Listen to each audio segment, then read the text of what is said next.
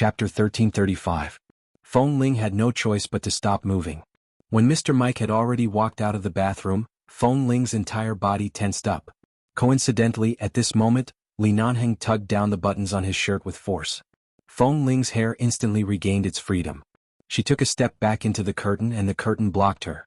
At this moment, Li Nanheng turned to look at the person outside the bathroom. He was still holding the button that he had just pulled off. Mr. Mike looked at Li Nanheng in surprise. "What's wrong?" "I was slightly injured. I just bandaged it." Li Nanheng's expression was calm and indifferent, as though there was nothing behind the curtain. He turned around and walked out. At the same time, he casually tugged at the collar of his shirt. "It's not convenient to wear clothes with my left hand. I just put on the shirt, but the button scratched a hook in the bathroom and was torn off. I have to change into another one later. It's troublesome." Mr. Mike finally understood. "I see. Then change your clothes first." Li Nanheng responded indifferently. He turned around to get another shirt and changed into it. During this time, Mr. Mike asked if he needed help. Li Nanheng sighed and smiled.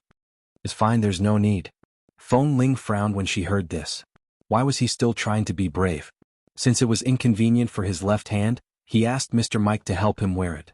The old man didn't even mind, but he was trying to be brave himself. After listening for a while, she suddenly heard Li Nanheng close the bathroom door outside. It was good to close it. This way she wouldn't be too stiff inside. She heard the man's footsteps getting further and further away. His room was quite big and there were a few suites suitable for drinking tea and talking. He probably went there. Feng Ling walked out from behind the curtain and leaned against the bathroom door to listen for a while. She hesitated if she should leave now, but if she bumped into Mr. Mike or Mr. Mike's secretary and assistant saw her outside, forget it. She turned back to look at the shirt in the sink. She took advantage of the soundproofing of the bathroom and walked over to wash the shirt. Although this kind of high-end shirt couldn't be washed, it was already soaked in water anyway. He couldn't take it out dripping wet. He had to wash it first. Otherwise there was nothing to do. Qin Shuk sent her a message asking if she had rested. Feng Ling replied that she was outside and not in the room.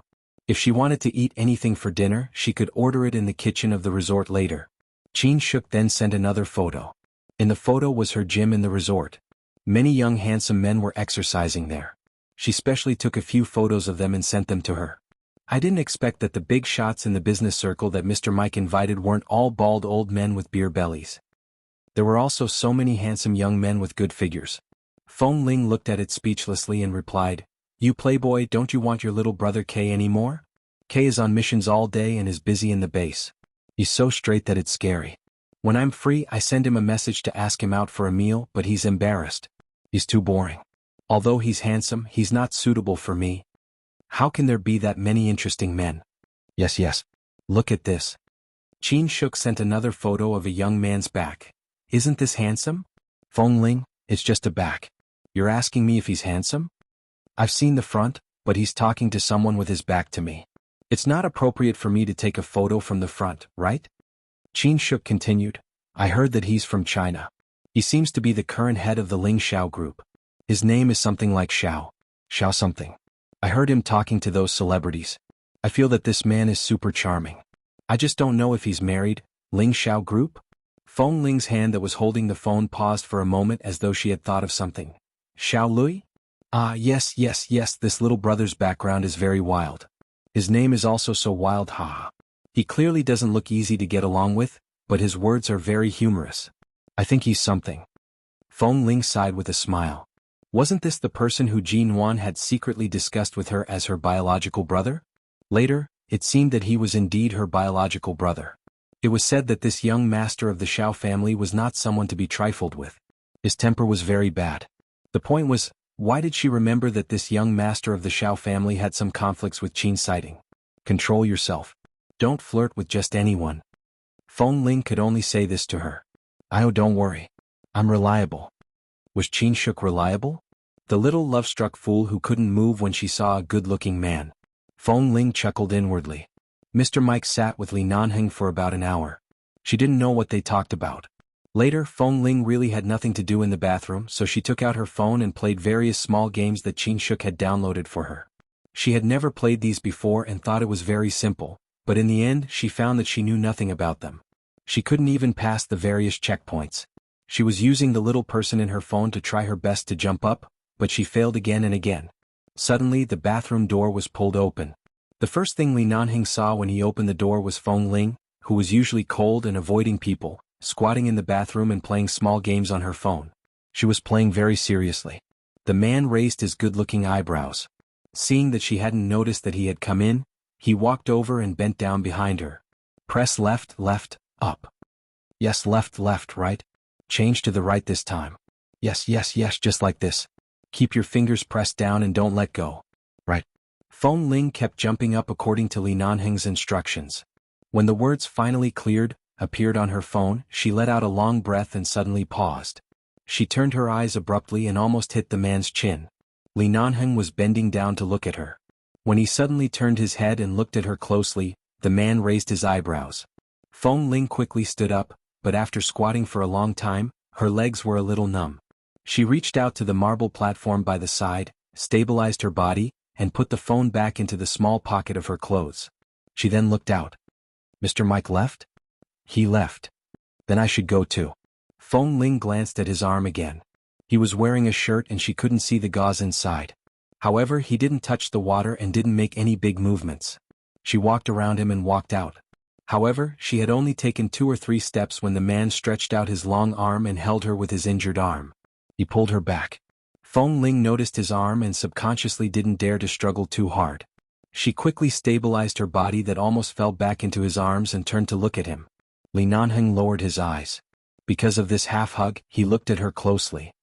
It's already dinner time. Why don't you stay for dinner before leaving? Seeing that Feng Ling's hair is working so hard, let's leave a monthly ticket before leaving, okay? W. For M.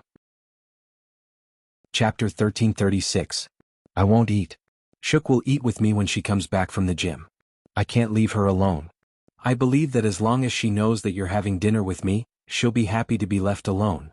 The man didn't let go of her. Instead, he stretched out his other arm and hugged her from behind.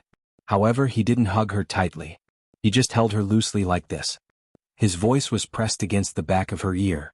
It was warm and light, but it also had a faint hoarseness that belonged to him. Feng Ling actually wanted to ask when he had bribed Qin Shuk. However, after thinking about it, a girl with a temper like Qin Shuk's couldn't be easily bribed. She was probably really willing. This was even more difficult to deal with. For some reason, there was a little fangirl who wanted to help Gu Nanheng. Stay just for dinner, N? The man's voice was still pressed against her ear. You came to help me bandage my wound. I should treat you to a meal to thank you.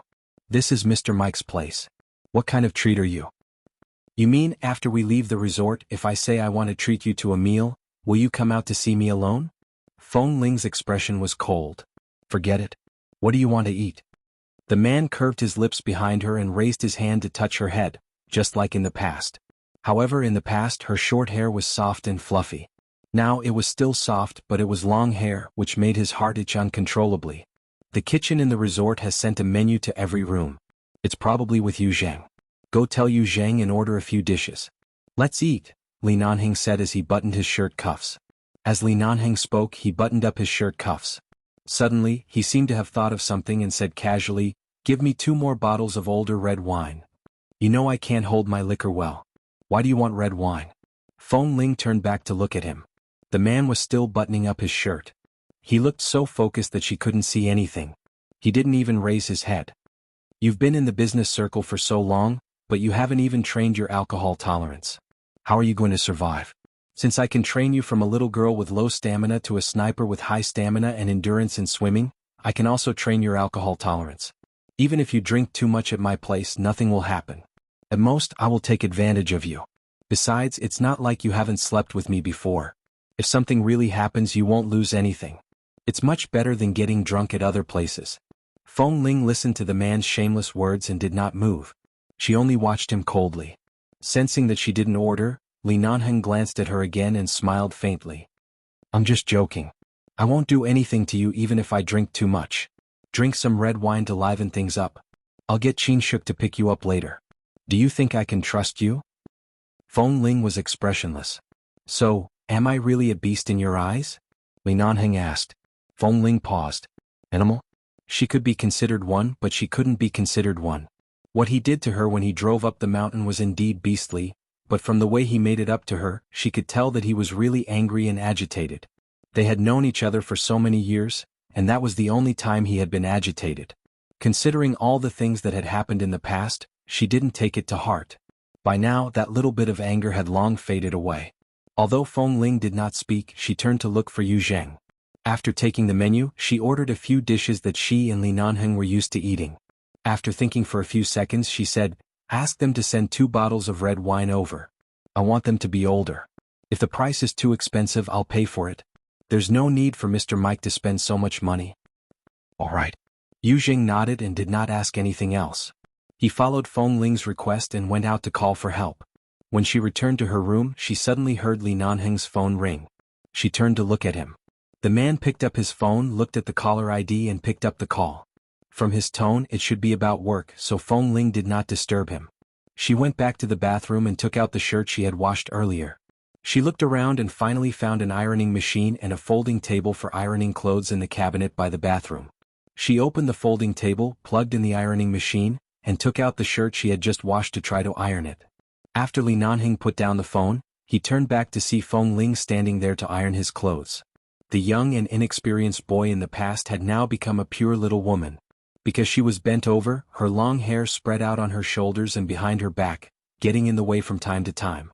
She had to raise one hand to push back the long hair on one side, or use her fingers to tuck the long hair on her cheeks behind her ears. Her movements were natural and skillful. She was wearing a set of very soft white clothes. Although it was not a skirt, it had a bit of gauze texture, which inexplicably made her look like a fairy. Her face without any makeup was excessively fair and tender. A pair of clear and bright eyes were seriously looking at the shirt on the flat table as she slowly moved the ironing machine. This scene was like a husband who had just returned home from work and saw his wife washing and ironing his clothes. After tossing and turning for so many years, at this moment, Li Nanheng suddenly understood what he wanted. Whether it was in the base, the cabin he built in the jungle, or now, what he wanted was to give Feng Ling a stable home. Whether she wanted to live a peaceful life at home without worrying about anything or to go out, he had to at least give her a complete and safe home behind her. She didn't have to wander around like when she was young and could enjoy everything in his world. When Feng Ling lowered her head to iron the clothes, she was too focused because she rarely ironed clothes. In the past, when she was in the base, she was not in the business circle. She just needed to wash her clothes clean and didn't need to be neat and exquisite. After returning to the Feng family, there were servants, secretaries and assistants by her side. There was no need for her to do this kind of thing. She only got drenched in the rain twice when she was on a business trip and rushed back to her room to iron it twice. The first time, she accidentally burned her clothes. She was too focused. When Li Nanheng approached, she was still looking down at the clothes. As she ironed, she said, "This kind of shirt can only be taken to a high-end laundry outside for dry cleaning or washed in other ways. I don't know if it can still be worn after washing. Let me iron it first." Chapter 1337. However, as soon as Feng Ling's voice fell, the man suddenly held her waist. The moment she paused, he pressed her into his arms. Feng Ling asked in a low voice, "What are you doing?" Before she could finish her words, the man's burning kiss pressed down. Li Nanheng held her waist with one hand and clasped her chin with the other, forcing her to raise her head and accept his surging kiss. Feng Ling's lips were slightly open because she hadn't finished speaking. As a result, he easily pried open her teeth, entangled her tongue, pressed against the root of her tongue, and sucked hard as though he wanted to swallow her whole. Feng Ling anxiously grunted. Her instinctive reaction was to quickly turn off the power of the ironing machine. Otherwise the shirt would definitely be ruined. Under her resistance, the man seemed to instantly understand her main intention.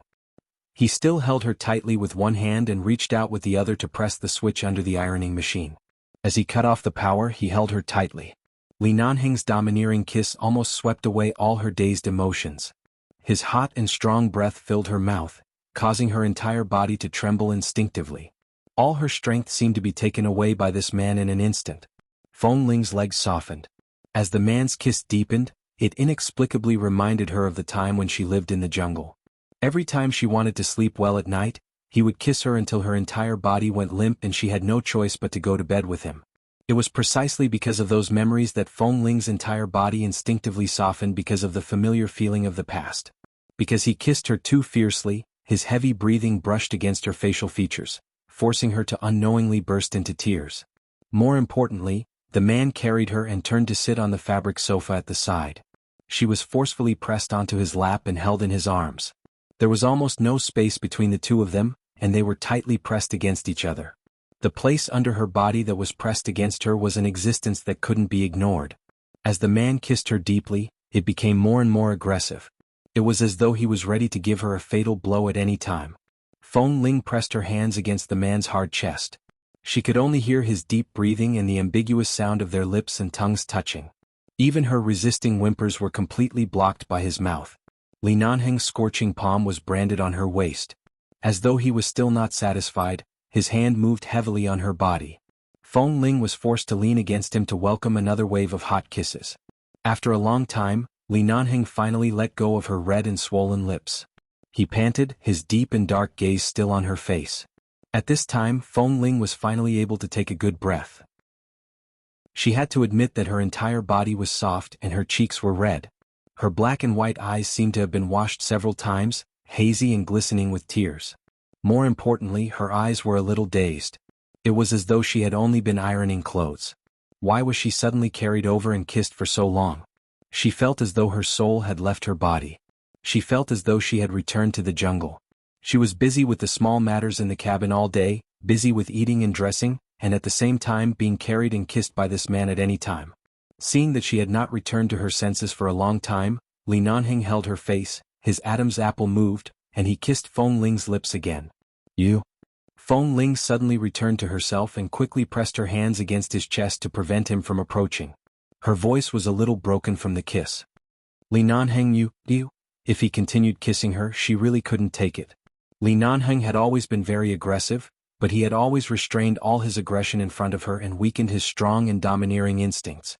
But now, this man who no longer suppressed everything made her almost unable to resist. 10 months ago, she didn't expect that he would be in the car. Now she knew that this man could really do anything when he didn't restrain himself. A red light lit up in her heart, warning her that this man would push her down on the bed at any time. Even if his arm was injured, he could still press her here and do whatever he wanted. In the past, he was always too polite to her, and now, Li Nanheng was often too rude to her.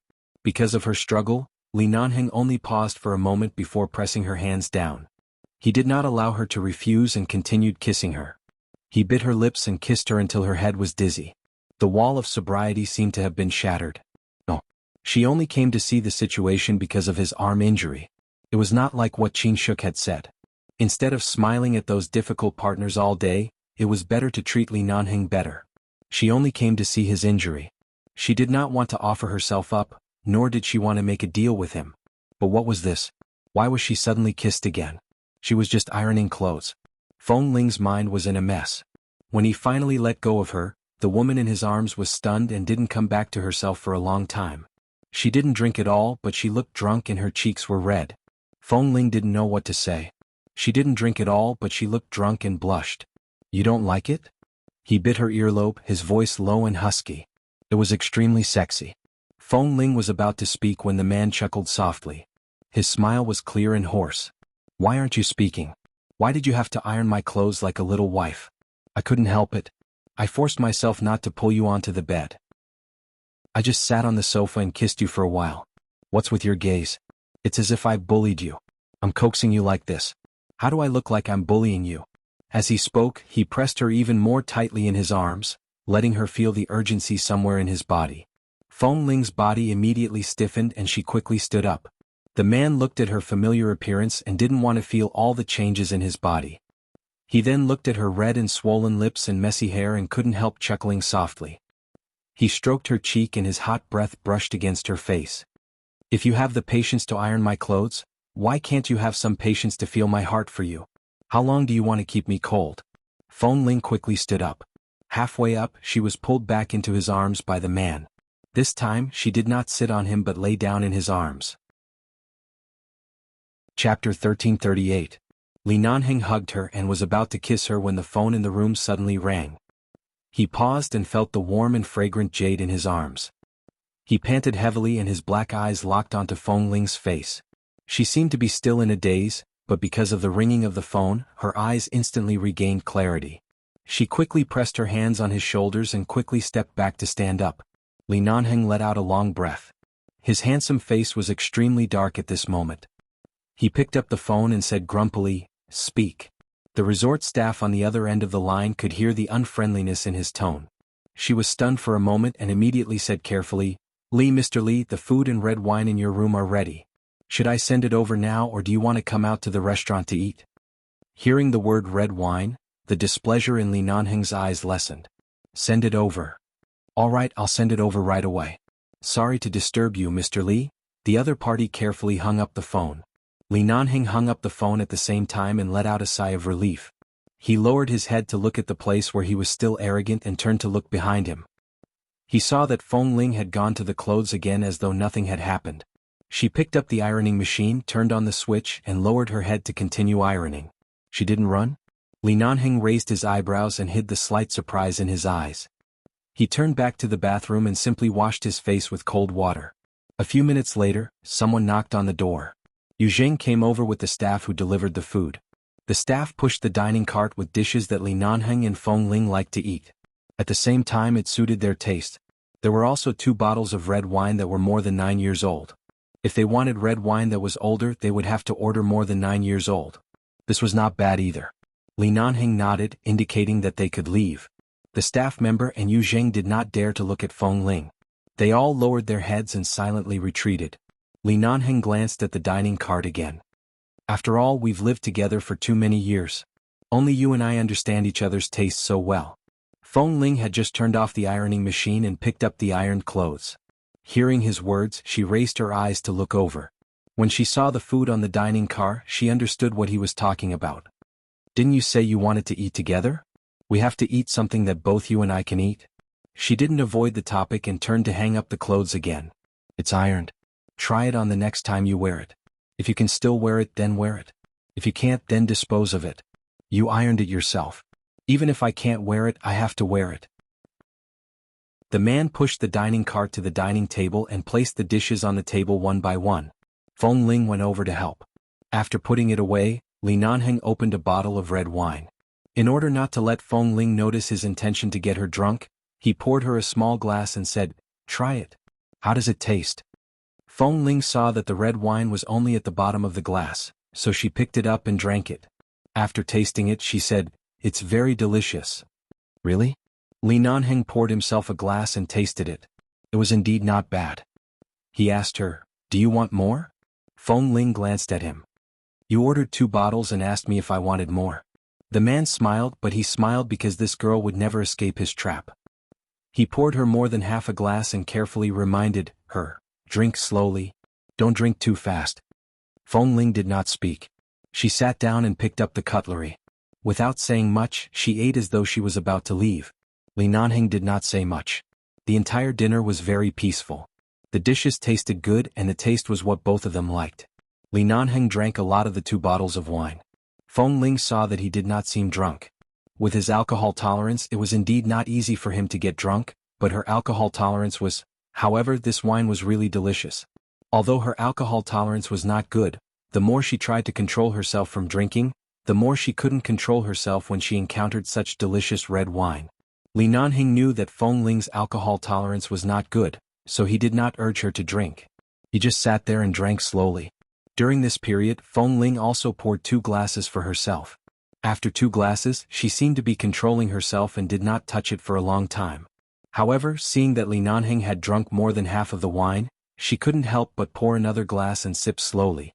She was like a child who knew that she could not eat too much sugar but was afraid that it would be bad to eat too much, so she could only take small bites. She was so cute that Li Nanheng felt his heart ache. In the end, Feng Ling almost drank half of the 2 bottles of wine. She realized that she had drunk a lot. The bottle of red wine was not small and the capacity was not small. She immediately put down the wine glass and did not dare to touch it again. She turned to drink the soup. Li Nanheng sat quietly opposite her. He had been eating and drinking well. He just looked at her quietly.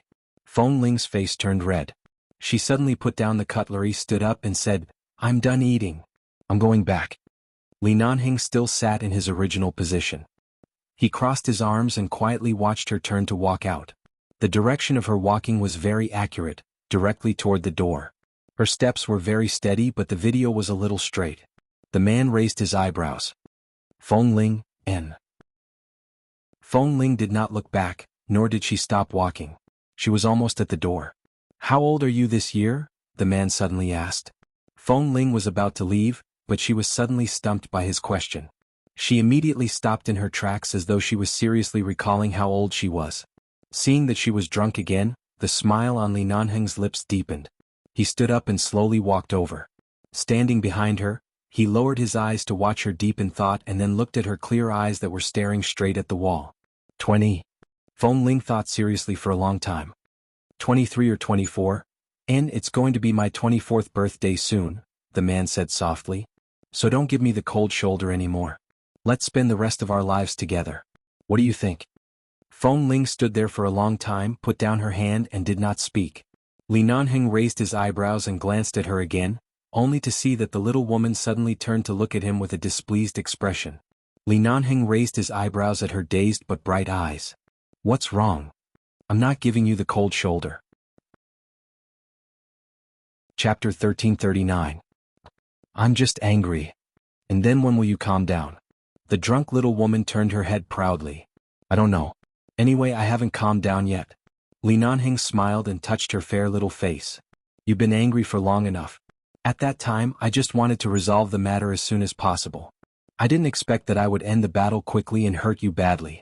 I also blame myself, but didn't I come out with you now? Feng Ling ignored him.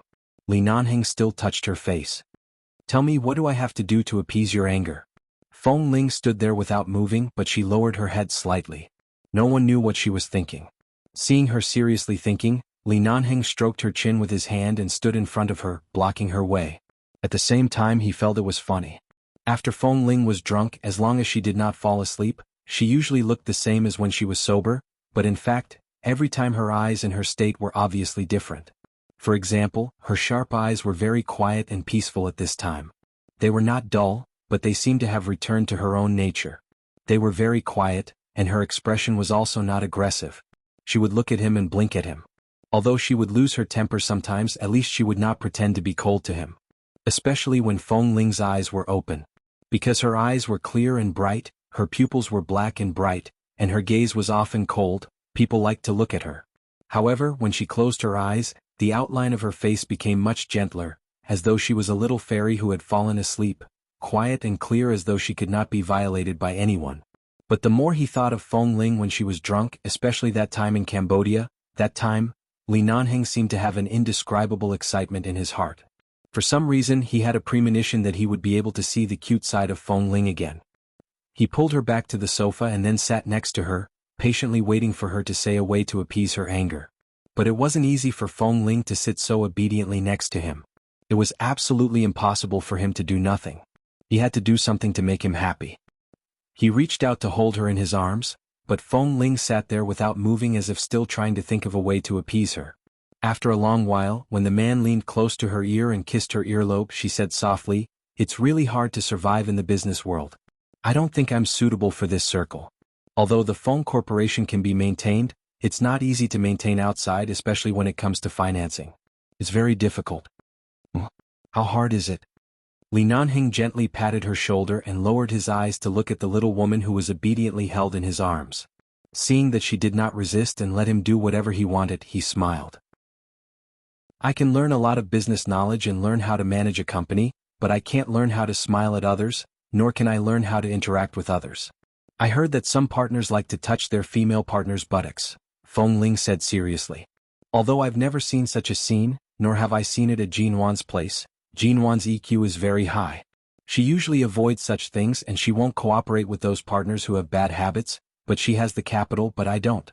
Even if I know that the partner has bad intentions, I have to come to talk about financing, but I'm already here, but I can't put down my face and keep smiling. I think it's really difficult. With that, Feng Ling turned to look at him, her eyes filled with grievance. You shouldn't have let me leave the base. I don't have a way back now. I don't like to work in the business circle. I want to be myself. Li Nanheng's handsome and cold brows moved. He patted her shoulder and gently stroked her head. If he hadn't seen through everything, he wouldn't have rushed over to accompany her to Washington. I know, but the Feng family can't be destroyed. I know, but the Feng family can't be destroyed. This is your only home. Your parents are not here. If you're not willing to bear these burdens, I can accompany you. You only need to bear the title of the Feng Corporation in name. I can help you with everything but you're not willing. Feng Ling said. The man patiently whispered in her ear, it's not too late now. As long as you're willing to nod, I can help you take over everything you don't like. You can still be yourself. No one will dare to force you, including me. But Grandpa and Grandma have high hopes for me. Feng Ling lowered her eyes. They're like you. They hope that I can be the towering tree of the Feng family. You can think of it this way. I have high hopes for you to support the Feng family with your own ability. But if you change your way of thinking and find a good husband with your own ability, and your husband accompanies you and helps you, the result will be the same, won't it? The two of them won't be disappointed. At the same time, they'll be very happy to be able to solve your life's biggest problem. The man persuaded her. Feng Ling was in a daze. Do you understand what I'm saying?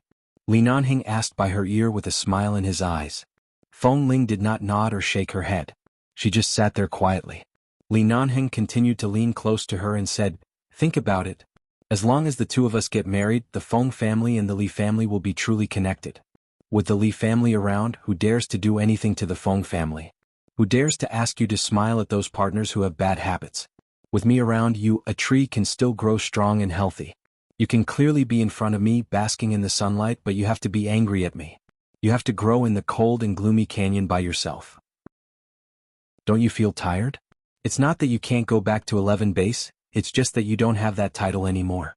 Didn't I ask you to participate in the battle last time when Jinwan was in trouble? You're no different from the people in the base. I'm doing everything for you. Can't you feel sorry for me? Why do you always leave me hanging like this? I've never treated any woman like this in my King life, ugh. Feng Ling abruptly raised her hand to cover his mouth. Li Nanheng raised his eyebrows and looked at her.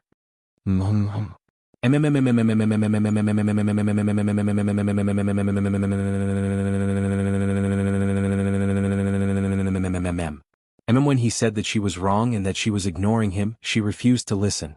She was so drunk, yet she still refused to listen to what she didn't want to hear. She even reached out to cover his mouth to stop him from speaking? What was wrong with him to have loved this evil woman for so many years? Chapter 1340. Li Nanheng took a deep breath in her palm. The pent-up emotions that he had been tortured by this woman for so many years suddenly surged up. She was bad, but he was worse than her. And so, Feng Ling trembled when the man suddenly licked her palm. She stared at him blankly. What are you doing? The man raised his brows. She did not move her hand away, and his actions were even more excessive. She quickly retracted her hands. Her face was already slightly red from the alcohol, and now it was even redder. She abruptly stood up and looked like she was about to leave. However, before she could take a step, Yu Jing knocked on the door. Feng Ling was stunned again. She suddenly turned back to look at Li Nanheng and said, Is Mr. Mike here again? Li Nanheng. It was obvious that Yu Zheng was knocking on the door. He was probably preparing to come in and take away the dining car. Was her memory messed up after drinking too much, or was it because the incident of hiding from Mr. Mike had left a deep impression on her? Then Feng Ling abruptly reached out to drag Li Nanheng, who was sitting on the sofa, and pushed him toward the bedroom. After entering the bedroom, she hurriedly pushed him onto the bed. Li Nanheng? Hide in. She pushed him onto the bed, lifted the blanket, and covered him with it. Then she turned back to look at the bedroom door. As though she was avoiding an enemy, she carefully ran down and locked the door. Then she returned to the bed and looked at the man who had revealed his head from under the blanket.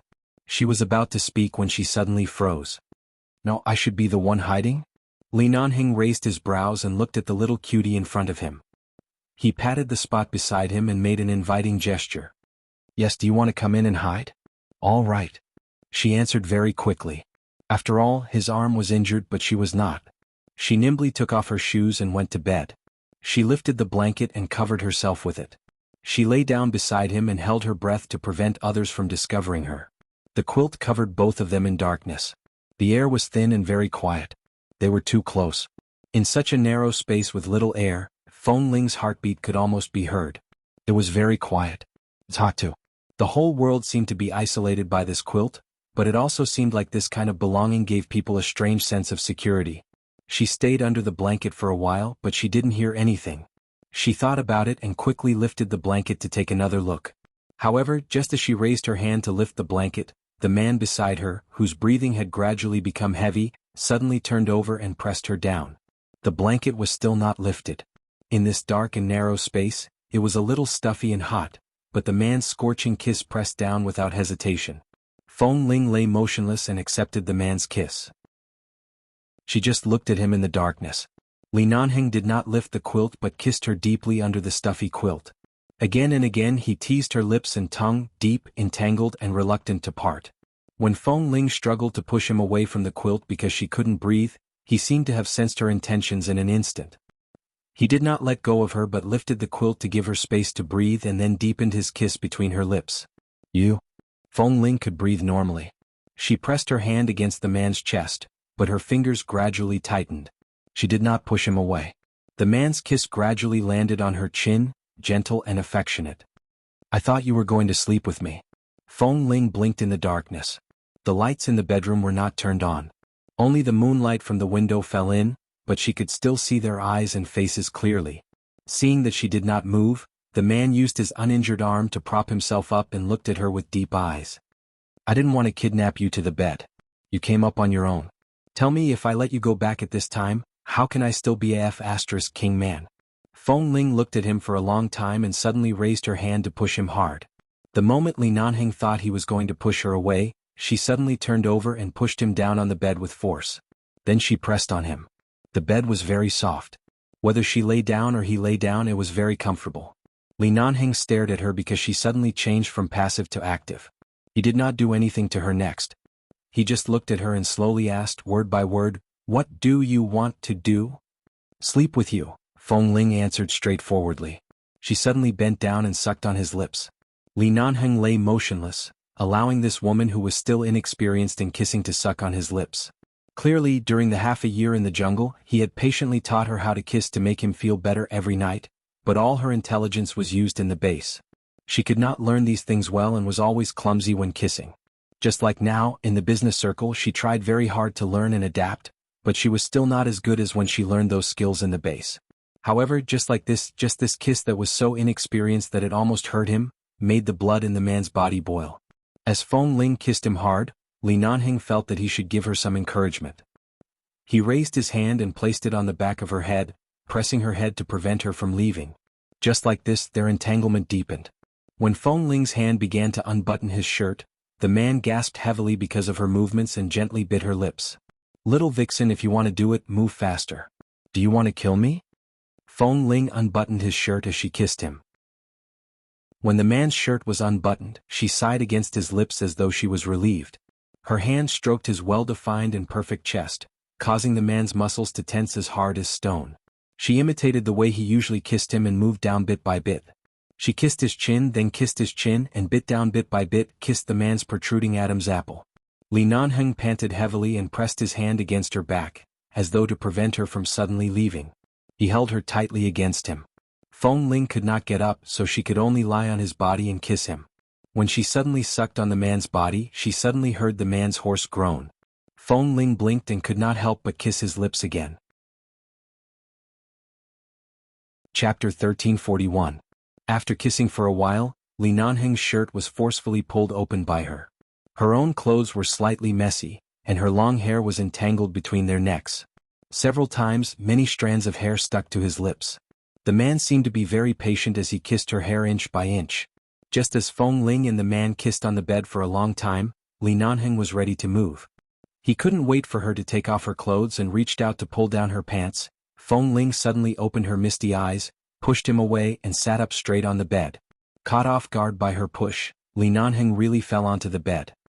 He raised his head abruptly and saw Feng Ling's expression as though she had just woken up from a dream.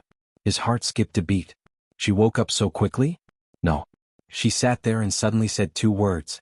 Looking at her serious expression, Li Nanheng sat up, his shirt unbuttoned, and a large part of his chest was exposed to the air. He looked at the woman with a strange expression. "I'm still angry. I can't be like this with you." Fortunately, she didn't suddenly sober up. She just suddenly remembered that she couldn't go to bed so casually. Li Nanheng didn't know whether to cry or laugh. He lowered his head to look at the obvious changes in his pants that couldn't be concealed. "I've already been seduced by you like this, and you suddenly say you're still angry?" Feng Ling didn't look at him. As though she didn't hear him, she turned to get off the bed. Damn it, he was like this now and she wanted to leave? How could Li Nanheng let her go so easily now? Out of habit, he raised his right hand to carry her back, but Feng Ling pushed him away as though she had been electrocuted. She used too much force and slapped the gauze on his arm. In an instant, Li Nanheng couldn't hold it in and groaned in pain. Suddenly hearing his painful groan, Feng Ling abruptly turned back to look at him. Seeing that he still cared about her, Li Nanheng held his arm and fell on the bed. As though he was in so much pain that he curled up on the bed and kept shouting, "Aya, it hurts, it hurts, it hurts, it hurts." Hearing him yelling in pain, Feng Ling's expression of, "I can't let him touch me again," gradually turned slightly worried. She hurriedly looked around, found the bedside lamp, and turned on the wall lamp in front of the bed. With the help of the light, she saw that the gauze on his arm seemed to be bleeding again. Startled by the blood, she rushed over to pull his hand. However, before she could touch his hand, the man retracted his hand and continued to hug his arm as he lay on the bed in pain. The worry in Feng Ling's eyes became even more obvious. She must have forgotten that the gauze on his arm was bandaged by her. After being drunk, her memory was so messed up that she didn't know how his hand was injured, but right now she did look very worried. Li Nanheng called out for a while. When he turned to see her expression, he couldn't bear to see her like this. He simply sat up, gathered his shirt that she had just torn apart, and slowly covered the bloody gauze with the cuffs of his shirt. He looked at her. "Are you still leaving?" Feng Ling looked at him gloomily and then at his arm. She didn't dare to approach but was worried about his arm. "Why are you in a daze? I can't carry you now. Come over yourself." As he spoke, he pointed to the bed with his chin. "Sit down." Feng Ling glanced at him and sat down again. Li Nanheng calmed his emotions and glanced at the seat under his eyes. He sighed slightly and moved over to sit by her side. He lowered his eyes to look at her quiet appearance. "You suddenly remembered that you're still angry, so you have to stay so far away from me? Aren't your principles a little too strong?" Feng Ling still did not speak but glanced at his arm from time to time. "What? Does your heart ache?" he asked with a low chuckle. His voice was still a little husky, but because of his gentle tone, it also seemed to have a bewitching intent. "It's good that you're not at the base. Otherwise you'll always be injured." She sat there, looking at his arm as if she didn't hear what he said. She just muttered to herself, "When you fight, you always use your arm to block. That's why, other than the occasional gunshot wounds on your body, your arm is the one that gets hurt the most. There were a few times when your arm was almost crippled." Hearing her suddenly say this, Li Nanheng did not speak and only looked at her. "I still remember once when I was dressed in women's clothes in a bar, the gang that was about to be surrounded by us suddenly opened fire and almost injured me. You suddenly protected me. At that time, you were also grazed by a bullet here and bled a lot," she muttered. "But at that time I was still a boy," she continued. Speaking of this matter, Li Nanheng smiled and sighed. "You still have the cheek to say that? I was turned gay by you and then you forcibly turned straight by you." "Oh." Feng Ling looked at him again and then at the small tent under his pants. "What is bet? What is straight?" Li Nanheng, seeing her curious eyes, Li Nanheng pulled the quilt over his pants to avoid being stared at by her, and lectured her seriously, "You shouldn't have disguised yourself as a man to sneak into the base.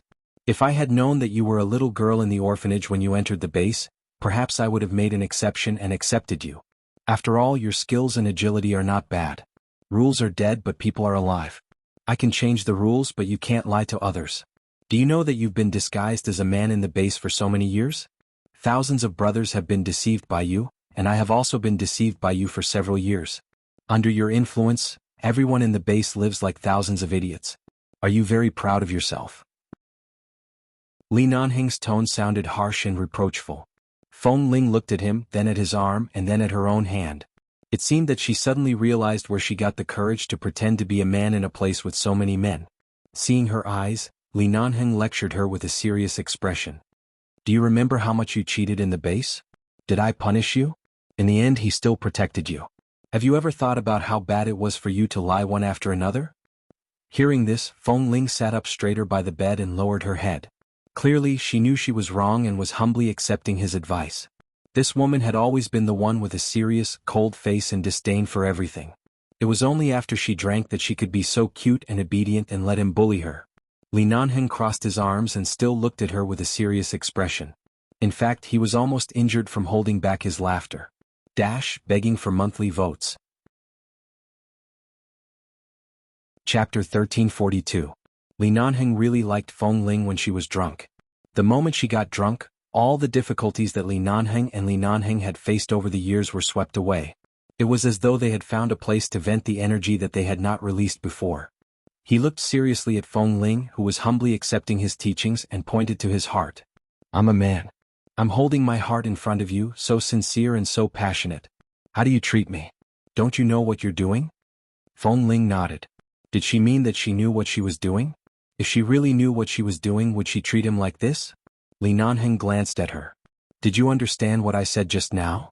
Feng Ling nodded, paused, and then shook her head. Li Nanheng? He knew it. Li Nanheng suddenly grabbed her hand domineeringly and pressed it against his chest. She blushed as though she was scalded and hurriedly pulled her hand away. He refused to let go and said in a low voice, I knew you were always like this. You can muddle through everything, but you can't do it with me. You stole my heart for 11 years and hurt it. You have to find a way to make it up to me. You can't just slip away. Anyway, you're mine, remember? Seeing Feng Ling nod again, Li Nanheng let go of her hand in satisfaction. Feng Ling looked at him and asked seriously, So, is it your heart that's hurt? Of course. Otherwise, can it be my stomach? Oh. Feng Ling looked at him and pointed at his heart. She suddenly raised her hand and searched around her body. In the end, she took out a small woman's wallet, took out a bank card from it, and handed it to Li Nanheng. Then I'll pay you. Li Nanheng. Every time she got drunk, she would give bank cards everywhere. Who taught her this bad habit? Li Nanheng said, What I hurt is my heart.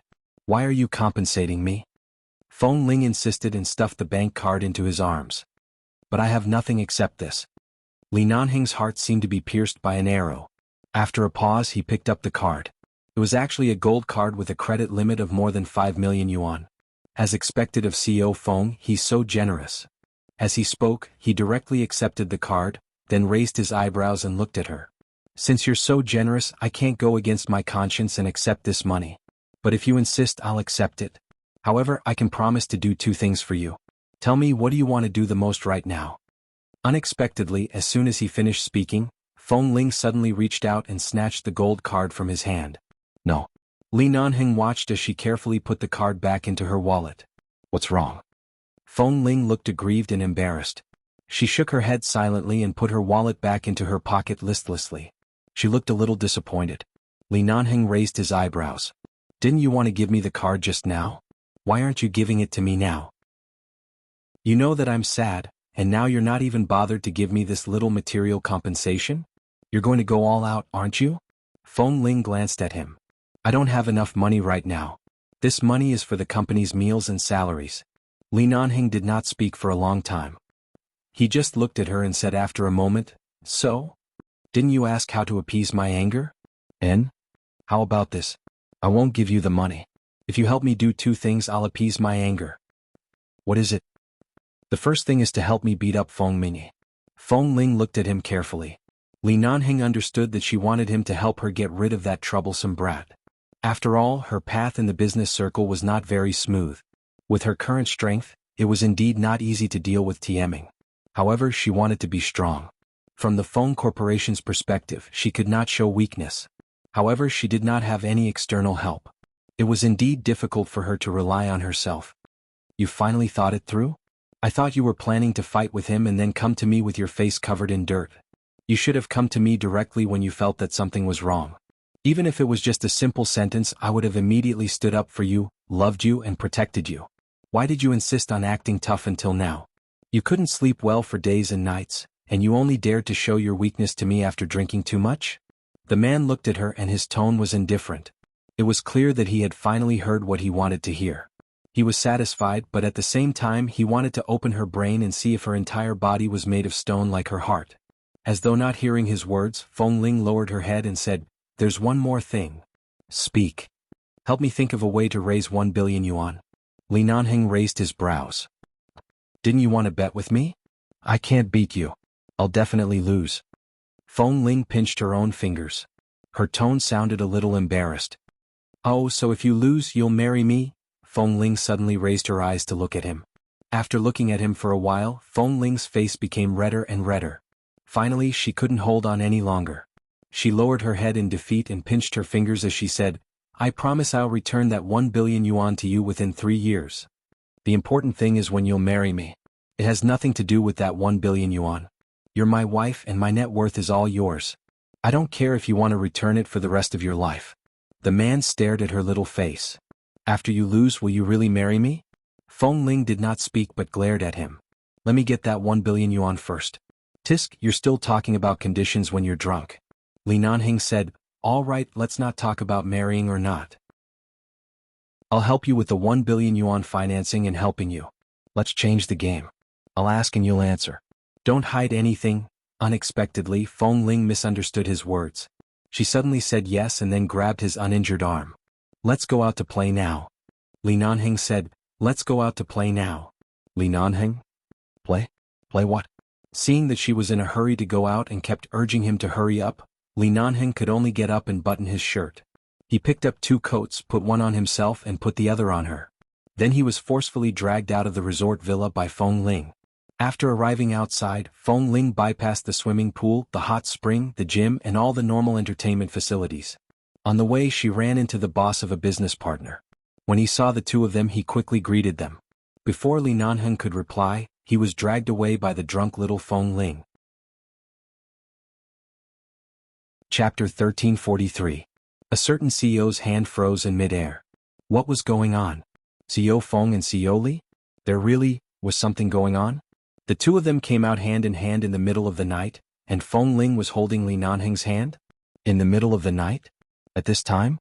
However, Feng Ling, who didn't like to be intimate with him in front of others, didn't seem to feel the strange gazes of others. She pulled him and continued running. Li Nanheng sighed with emotion at the intensity of her training back then. After a tiring day, she was still able to run so fast. As he was pulled, he asked, "Where are we going?" "We'll be out of the resort in a while. If you want to go out, go back to the parking lot. I'll drive you out." "What are you doing?"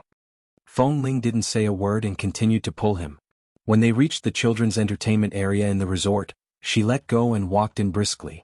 She ran to a slide and slid down like little Momo did in the hotel. Then she was as excited as a child and looked back at him with a smile. "Let's play this." Li Nanheng. She ran out in the middle of the night just to play on a slide in the children's entertainment area? Feng Ling looked at him expectantly. "Do you want to play?" Li Nanheng. "Can I just stand by the side and watch?" Feng Ling had already walked over. She tugged on his uninjured arm and walked in. "No, you have to play with me." Li Nanheng couldn't accept it, but he lowered his head to look at the little woman who was eagerly holding his hand. In a daze, he remembered that she had never seen these things in her childhood. She had never touched or seen anything that belonged to a child. Perhaps little Momo's happy play in the room had touched her heart, causing her to suddenly have a shallow obsession with her childhood that she had never had a good time. However, this obsession was not deep. Perhaps it was just a random thought. If she hadn't drunk too much, if he hadn't said to change the game, perhaps she would never have boldly dragged him to such a place. Feng Ling held him with one hand and climbed up a colorful circular frame with the other. "Climb up from here, climb to the highest point and then slide down from the slide on the side. Come with me." Li Nanheng was speechless. "I'll pick you up from the slide." "Are you going up by yourself?" "No." "Do you really want me to go with you?" All right." It seemed that if she didn't play with her once, she would regret it for the rest of her life. Seeing that she had already climbed up quickly, Li Nanheng shook his uninjured arm, grabbed the handrail with one arm and climbed up layer by layer. Although these were all things for children to play with, fortunately the space was not small and could squeeze 2 adults. It could also bear the weight of an adult. It was very safe. After climbing up, because he was climbing with one hand, it was definitely much more difficult than climbing with 2 hands. He could only climb up by relying on the stability of his lower body. He was already tired enough, but before he could catch his breath, he was pulled to the slide by the excited little woman and then slid down in front of him. "Li Nanheng, I just climbed up." This time Feng Ling ignored him. She played on the swing alone for a while, then went to sit on the wooden horse by the side for a while, and then walked around the other children's entertainment facilities for a long time. In the end she returned to the slide and climbed up. She looked down to see that Li Nanheng was still sitting on it without moving, leisurely sitting on it like a parent accompanying his child. She glanced at him. "You really don't want to play?" "Play what?"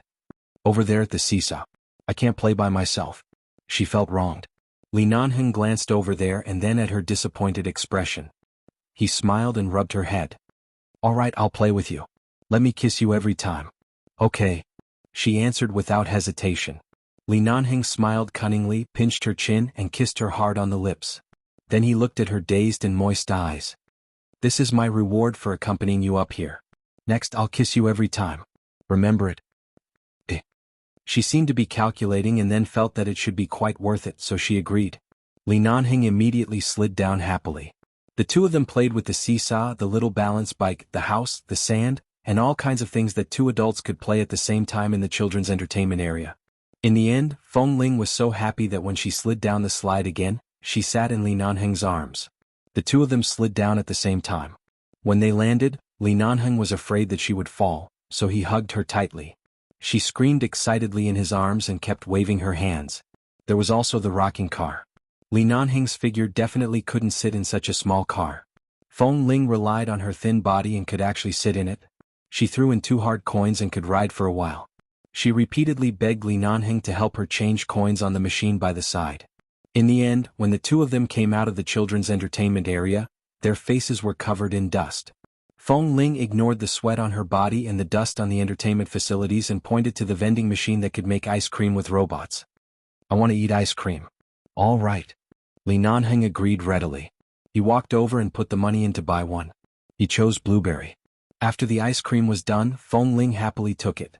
She took 2 bites with a small spoon and frowned. She stuffed the ice cream cup into his hand. It's not delicious. Usually this kind of machine-made ice cream did not taste as good as handmade ice cream. After all, it was repeatedly frozen and melted by the machine. However, for someone like Li Nanheng who didn't like sweets, the taste was no different. He took a bite with the spoon she had just used. It's not bad. It doesn't taste that bad. I won't eat it. You eat it, Feng Ling said. Li Nanheng didn't force her. After helping her eat a few bites, he dug out the blueberry jam inside and brought it to her mouth. Feng Ling glanced at it and ate the blueberry jam. In the end, when the ice cream cup was thrown away, she naughtily grabbed the cup, squeezed it into a cone, and threw it in the direction of the trash can. However, due to the wind and the fact that the cup was made of paper, it was blown to the side and landed on the grass. Li Nanheng sighed with a smile. He picked up the cup and threw it into the trash can.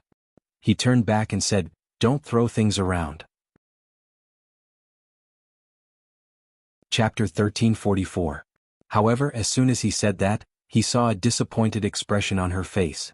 The paper cup definitely felt different from when she was on the shooting field and playing darts. It looked like it had lost its aim and it really didn't make her happy. I'll bring you back to the base when I have time. You can play with darts, guns and sniper rifles. Forget about this kind of paper cup. The man touched her head and coaxed her softly. Feng Ling glanced at him. All right. From the sound of it, she was still not very happy.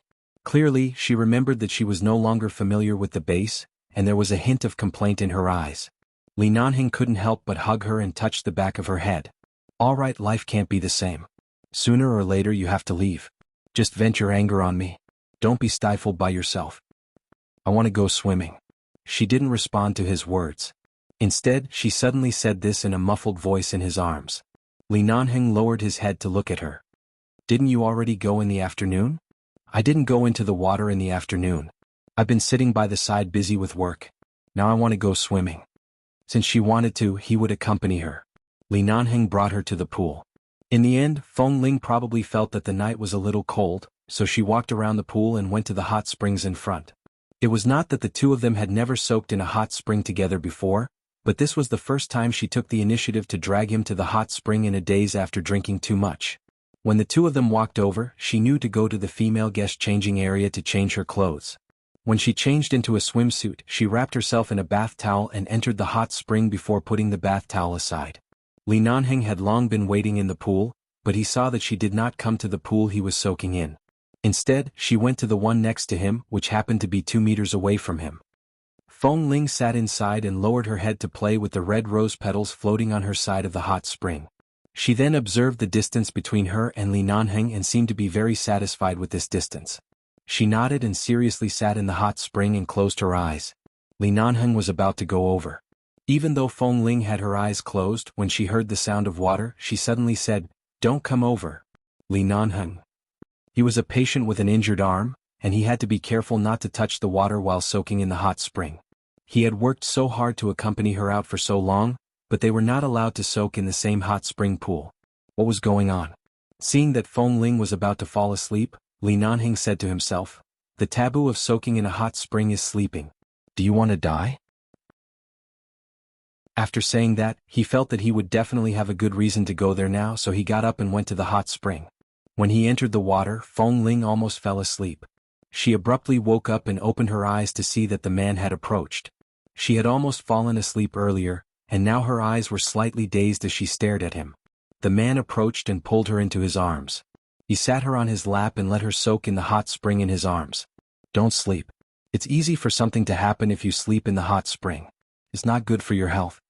Feng Ling glanced at him and rested her head on his shoulder. Li Nanhing's entire body stiffened because of her sudden obedience. He lowered his eyes to look at the little woman who was obediently sitting in his arms. She was wearing a new white swimsuit specially provided for the female guests. It was not considered revealing, but it was not particularly conservative either. It was a very standard style, but when she wore it, it made her originally fair skin even fairer. Her cheeks were pink from the faint alcohol and from soaking in the hot spring for a long time. He deliberately got her drunk and spent so much time and effort. His original goal was to listen to what she had been saying all these years. Now that he had achieved his goal, he had kissed her and hugged her. He didn't have to take her. As long as he was sure that she didn't have any other reason other than being angry, he could solve all the problems and patiently wait for the day she took the initiative and was willing to do it. However, at this moment, Li Nanhing found that no matter what reason he found, he could not deceive himself. He wanted her. He wanted her all the time. He didn't want to just hug her here. He didn't want to just watch her sleep. He wanted to sleep with her. Feng Ling was originally sitting in his arms. Suddenly, she opened her eyes as though she was uncomfortable and looked at him in a daze. Only then did Li Nanhing realize that as he hugged her, his hand was tightly gripping her waist. He did not change his position for a long time. He probably pinched her waist bone. She glanced at him unhappily. He quickly retracted his hand and simply hugged her. "Did I hurt you?" Her waist hurt from his grip, but Feng Ling did not say anything. She just shook her head and continued to sit in his arms, looking quiet and obedient. Li Nanhing's heart skipped a beat. He raised his hand and hooked his finger to touch her chin. But after touching it twice, Feng Ling suddenly turned her head and looked at him again. Her eyes were a little cold. "Don't touch me." Her fair face still had a tinge of redness, and her long and curled eyelashes had transparent water droplets on them. Her expression looked much colder than when she was in the children's entertainment area, but her eyes were still hazy. She told him not to touch her. Now that she was in his arms, who could stand it? Besides, he had been playing with her outside for so long in the middle of the night. Couldn't she let him have a taste of this little cookie? It was likely that the alcohol content of the 2 bottles of wine tonight was really not low, and the aftereffect was not light either. Li Nanhing's head was a little hot from being soaked in the hot spring. In addition, Feng Ling's cold expression seemed to be when she was awake. Her gaze and this scene made the desire in the depths of his heart churn, overwhelming all his concerns and concessions. He kissed the sensitive spot under her ear and chuckled hoarsely. "You drag me out and drag me to the hot spring. You're dressed like this and sitting in my arms like this. You still won't let me touch you? Your methods of torturing people are getting better and better, N?" Feng Ling glared at him, and there seemed to be some chagrin and awkwardness in her eyes. Before she could move away from his arms, the man could no longer hold it in. As though he had gone mad, he pressed the back of her head and kissed her harshly. Li Nanhing's kiss was too fierce and heavy. One of Feng Ling's hands was still in the water. She subconsciously tried to hold on to something, but the man firmly held her waist. The only thing she could hold on to was his leg. However, as soon as she reached down, she was scalded and abruptly retracted her hand. The man grunted and almost rubbed her into his bones. Begging for monthly votes, haha. Chapter 1345. Feng Ling seemed to be angered by Li Nanhing's fierce kiss. She suddenly raised her hand and pulled hard on his neck. Li Nanhing only felt a strong force that belonged to her when she was at the peak of the base, and he was involuntarily dragged into the water by Feng Ling. Except for an injured arm that was still supporting on the edge of the pool, his entire body, including his head, was also in the water. The water splashed everywhere and was out of control. He didn't know if he started first or if she suddenly started first, but when Li Nanhing popped his head out of the water, Feng Ling also came out of the water with him. Her 2 slender arms tightly wrapped around his neck, holding him, and her lips and teeth were entangled with his for a long time. The 2 of them were tightly pressed together. Both of them were clearly wet, but Li Nanheng's mind was full of dry firewood and raging fire. He only maintained his sobriety for a few seconds. There was a faint voice in his heart telling him that if he really took advantage of Feng Ling being drunk and unable to distinguish right from wrong, she would definitely be angry afterward. However, as Feng Ling suddenly took the initiative, this voice gradually disappeared in his mind. Li Nanheng ignored his injured arm and directly hugged her tightly in the water. Even though the gauze was soaked in water, he didn't feel any pain and kissed her inseparably. He had long forgotten his inner promise and thoughts of she drank too much and I was just coaxing her, I was just playing with her, and if she was unwilling tonight, there was no need to take the last step. Suddenly Li Nanheng snorted, parted his lips and cursed in a low voice, "You're so drunk and yet you still bite me? Weren't you quite gentle when you were lying on me in the room just now? Why did you bite so hard?" Hearing Li Nanheng's words, Feng Ling didn't say a word but bit his chin again. Li Nanheng instantly shivered in pain, but he also shivered in pleasure. He frowned slightly and held her tightly in his arms. As if taking revenge, he reached into the water and rubbed her sensitive parts hard. Because of a movement of his hand underwater, Feng Ling's expression suddenly changed. Li Nanheng chuckled, took a few breaths and kissed her red and wet lips. "How is it? How do you feel?" He tugged the necklace from the back of her neck and dragged her into the water the moment her swimsuit slid down to prevent her from getting cold. His tone was filled with the excitement of knowing that no matter what he did to her, she wouldn't get angry. "You've taken the initiative twice tonight. When you suddenly stopped in the room just now, I almost choked half to death. If you dare to back away now, even if I have to force myself on you, I'll make sure you stay here. You won't be able to escape, do you understand?" The man held her waist firmly with one hand and the edge of the pool with the other. Their bodies were so hot that it was as if they were about to catch fire. The edge of the pool was already a mess because of the water splashing everywhere. Feng Ling still didn't speak. When she reached the edge, she almost used all her strength to grab the man in front of her. Li Nanheng paused. Before he could understand what she was going to do, he was suddenly pressed against the edge of the pool by Feng Ling. Half of his body was still in the water, but Feng Ling was very fierce. She was completely different from her usual cold and indifferent self when she was sober, nor was she as cute and adorable as she was when she was drunk. Li Nanheng's back hurt from the impact, but it only turned into a sexy grunt. He lowered his eyes to look at the woman in his arms who was suddenly as fierce as a little leopard. He lowered his head and said hoarsely by her ear, "What? You're coming tonight? You don't allow me to take the initiative? Do you want to move by yourself?" The earlobe by his lips was as white as jade. When Li Nanheng finished speaking, he couldn't help but bite her ear. After biting it, he gently sucked and kissed it. Feng Ling's fingers that were holding his shoulder instantly tightened. Her slightly long nails seemed to be about to dig into the skin of his shoulder. At the same time, she put down her hand and reached for the black swimming trunks he was wearing when he soaked in the hot spring. Li Nanheng curved his lips and lowered his head to steal another kiss on her cheek. He panted and said, "So impatient?"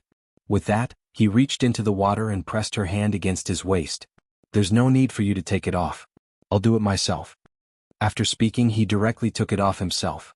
The swimsuit on Feng Ling's body had long fallen off. Right now the two of them were naked. Their bodies were pressed against each other, and their skin was rubbing against each other. They hugged and kissed each other intimately. Li Nanheng's left hand pressed against the back of Feng Ling's neck, not allowing her to separate, not even the slightest gap. However, Feng Ling's kiss was inexplicably close to biting. She placed her hand on his back and touched the old wounds on his back. Her movements gradually became gentle as she gently caressed them. However, Li Nanheng's hand was very impolite. As he kissed, he had already wandered around her body several times. In the end, he greedily stopped at her waist and slowly moved down, rubbing back and forth. Although it was late at night, there would be people passing by at any time. It was also possible that someone couldn't sleep and would come to soak in the hot spring or swim. However, Li Nanheng knew that if he stopped at this time, the cold wind would give Feng Ling a chance to wake up. He would probably suffocate to death here. His movements became more and more unbridled, and the kiss gradually changed from her lips to her chin, and then down bit by bit, passing through her slender neck, beautiful collarbone, and then down. Their ears were filled with each other's uncontrollable breathing. Li Nanheng had already endured to the point where the veins on his forehead were throbbing, but he couldn't. Although he would really explode from suffocation if he didn't do it, the hot spring water was not sanitary, so he simply grabbed her hand underwater and helped him solve it. The moment she obediently allowed him to pull her over, Li Nanheng felt all the blood in his body rush to a certain place. As his scalp went numb, the man's throat overflowed with a faint voice. Gently, gently. Feng Ling, why are you so heavy-handed today? Ah. At a certain moment, Li Nanheng's mind went blank. After a long while, he hugged the woman in his arms tightly again, bent down to kiss her fiercely, and then turned back to wrap the two of them in a bath towel. He quickly walked back along the road that led directly to the dormitory area from the pool. Feng Ling allowed him to wrap her in the bath towel and let him carry her away without struggling.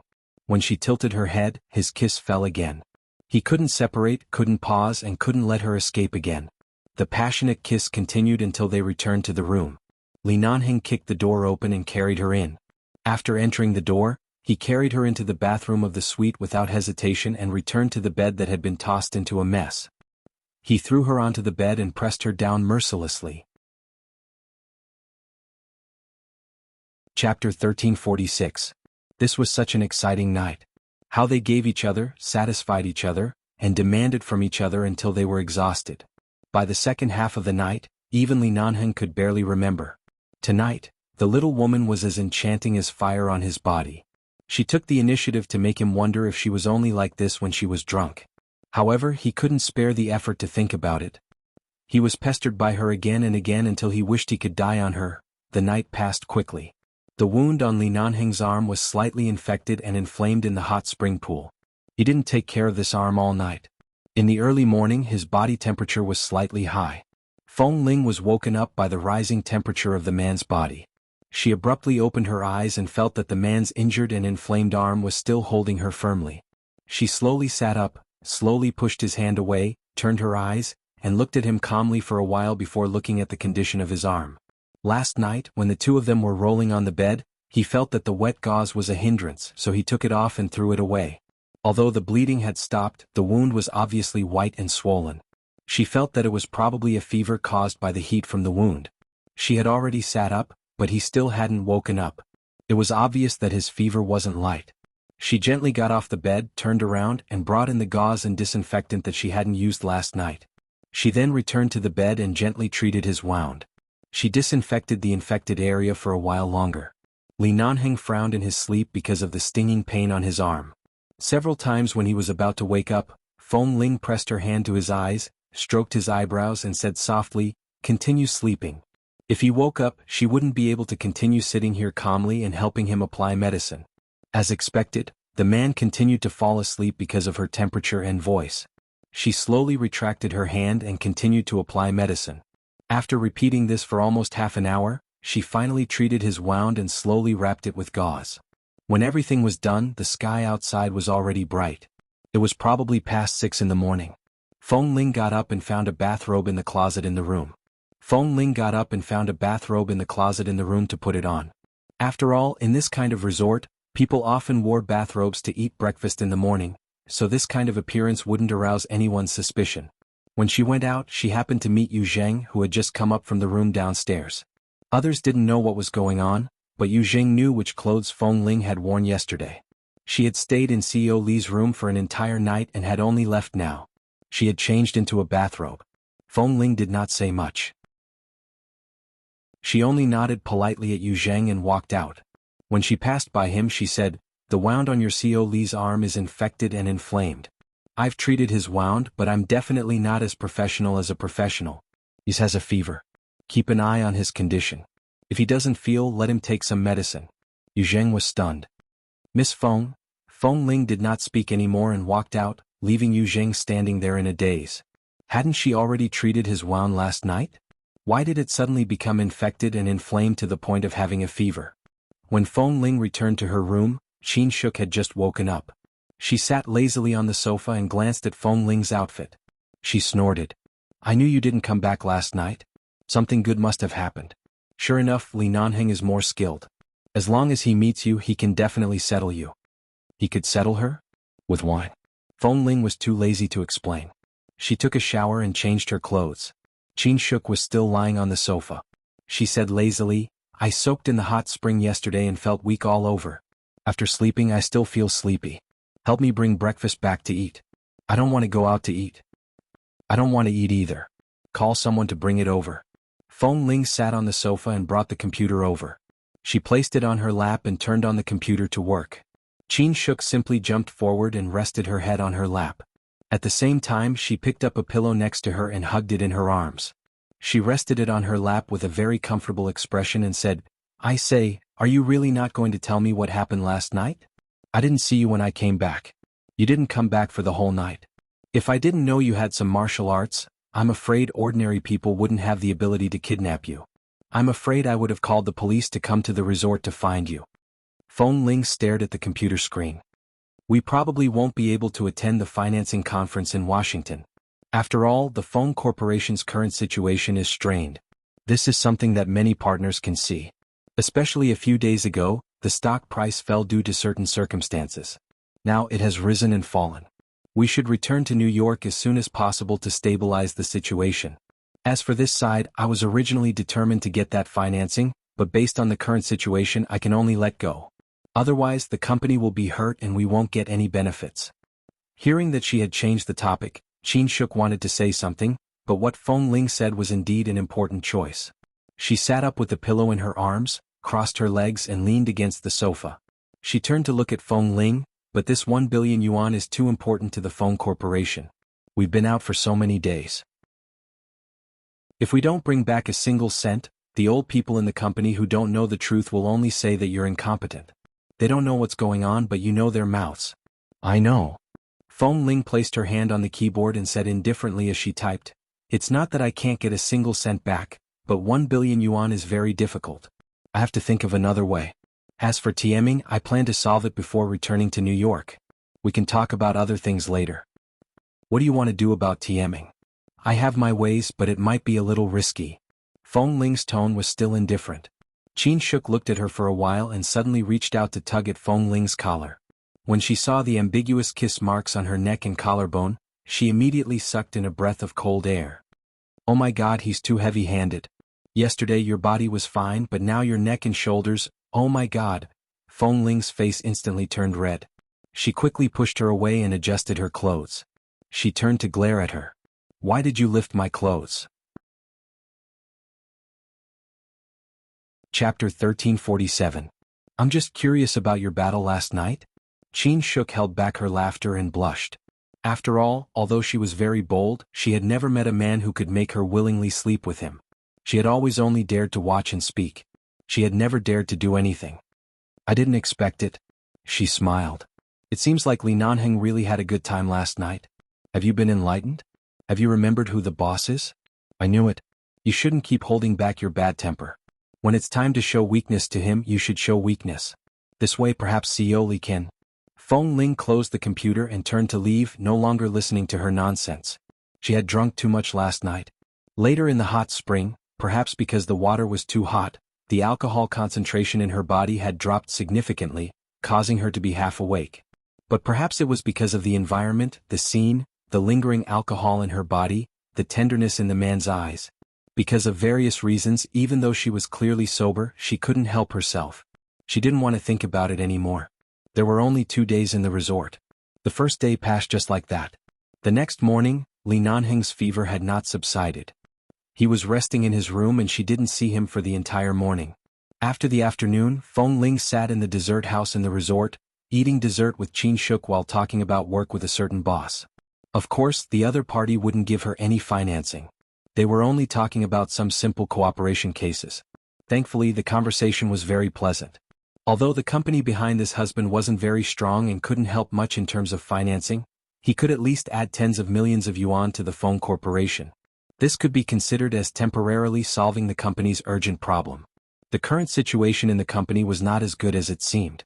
The only liquid funds could only maintain the salary of all the employees for a month and the money to maintain some things on the surface.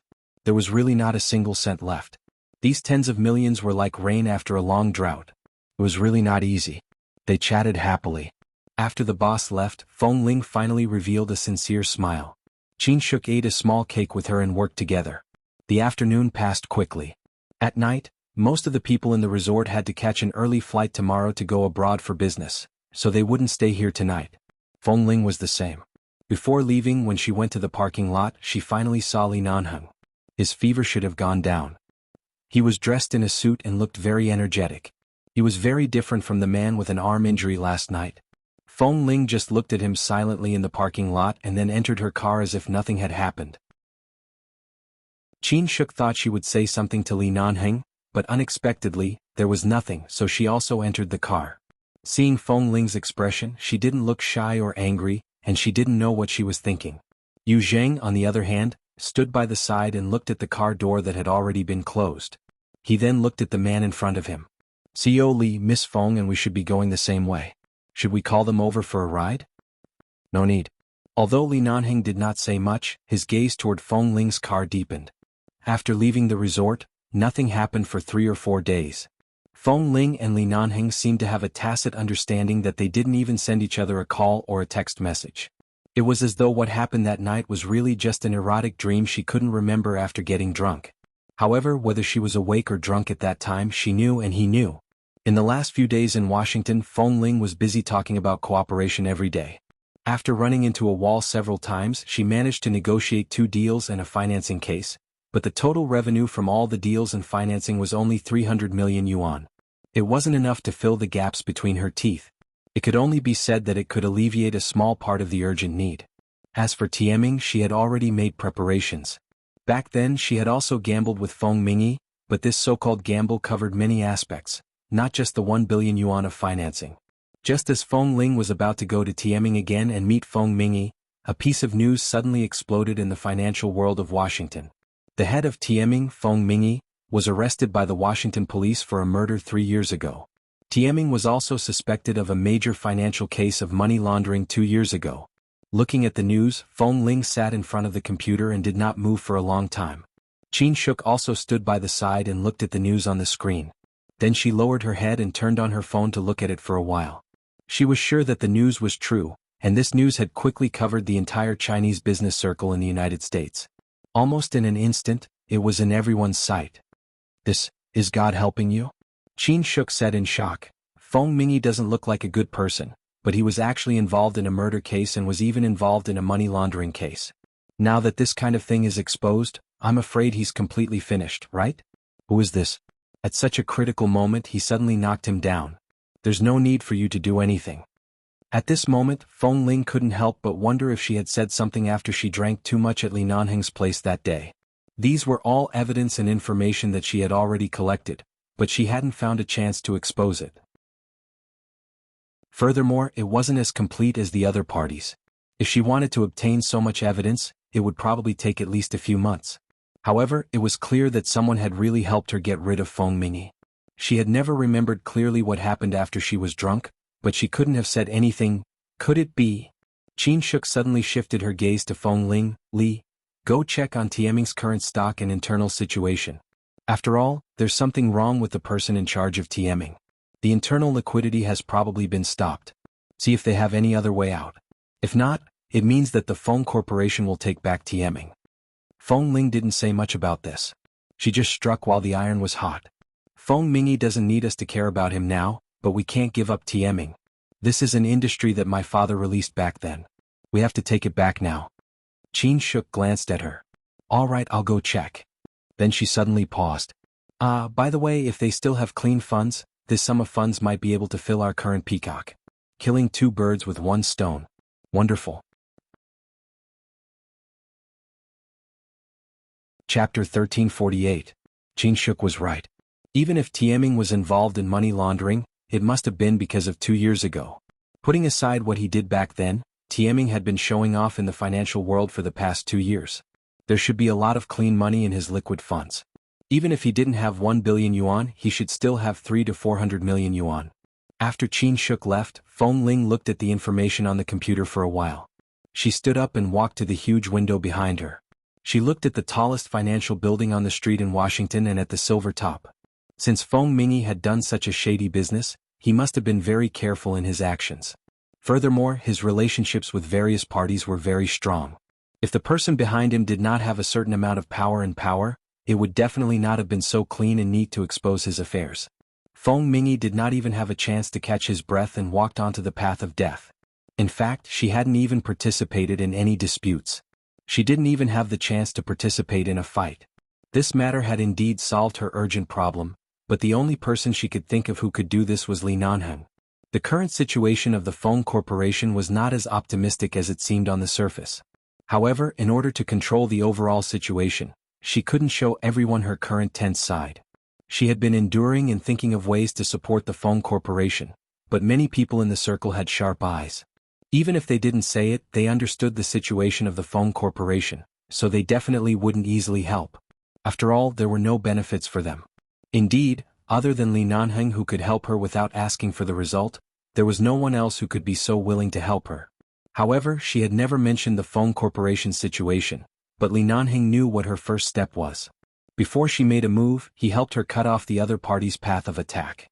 Feng Ling stood by the window and watched for a long time. Then she picked up her phone and called Li Nanheng.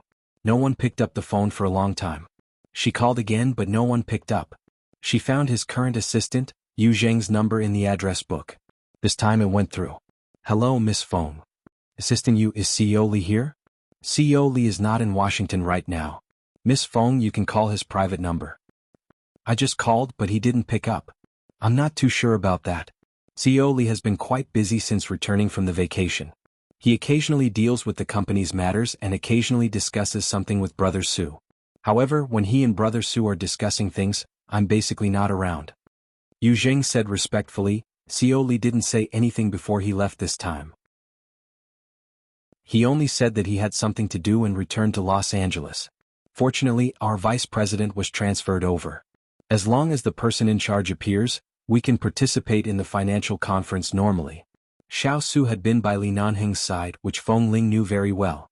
It was true that apart from the company and work, Yu Zheng had no access to Li Nanheng's past life and the people around him, nor would he know anything other than his working hours. Feng Ling thanked him and hung up the phone. Right now, she was 90% sure that Li Nanheng was the one behind Tieming, but he suddenly returned to Los Angeles in a hurry. She didn't know what happened, but after all, 11 Base and the Li Corporation were both in Los Angeles, so she couldn't make wild guesses. She did not call Li Nanheng again. She stood in front of the window and watched silently for a while before picking up her phone again to call Feng Mingyi. Feng Mingyi had been arrested, but he was still a suspect and had not been officially sentenced. Under the surveillance of the police, he could still answer calls normally. The next day, Feng Ling went to Tieming. When the staff of Tieming saw that it was the current CEO of the Feng Corporation, none of them dared to speak loudly, but they still whispered in a corner that they thought no one else could see. After all, many of the old employees who came out with Tieming knew the relationship between Tieming and the Feng Corporation.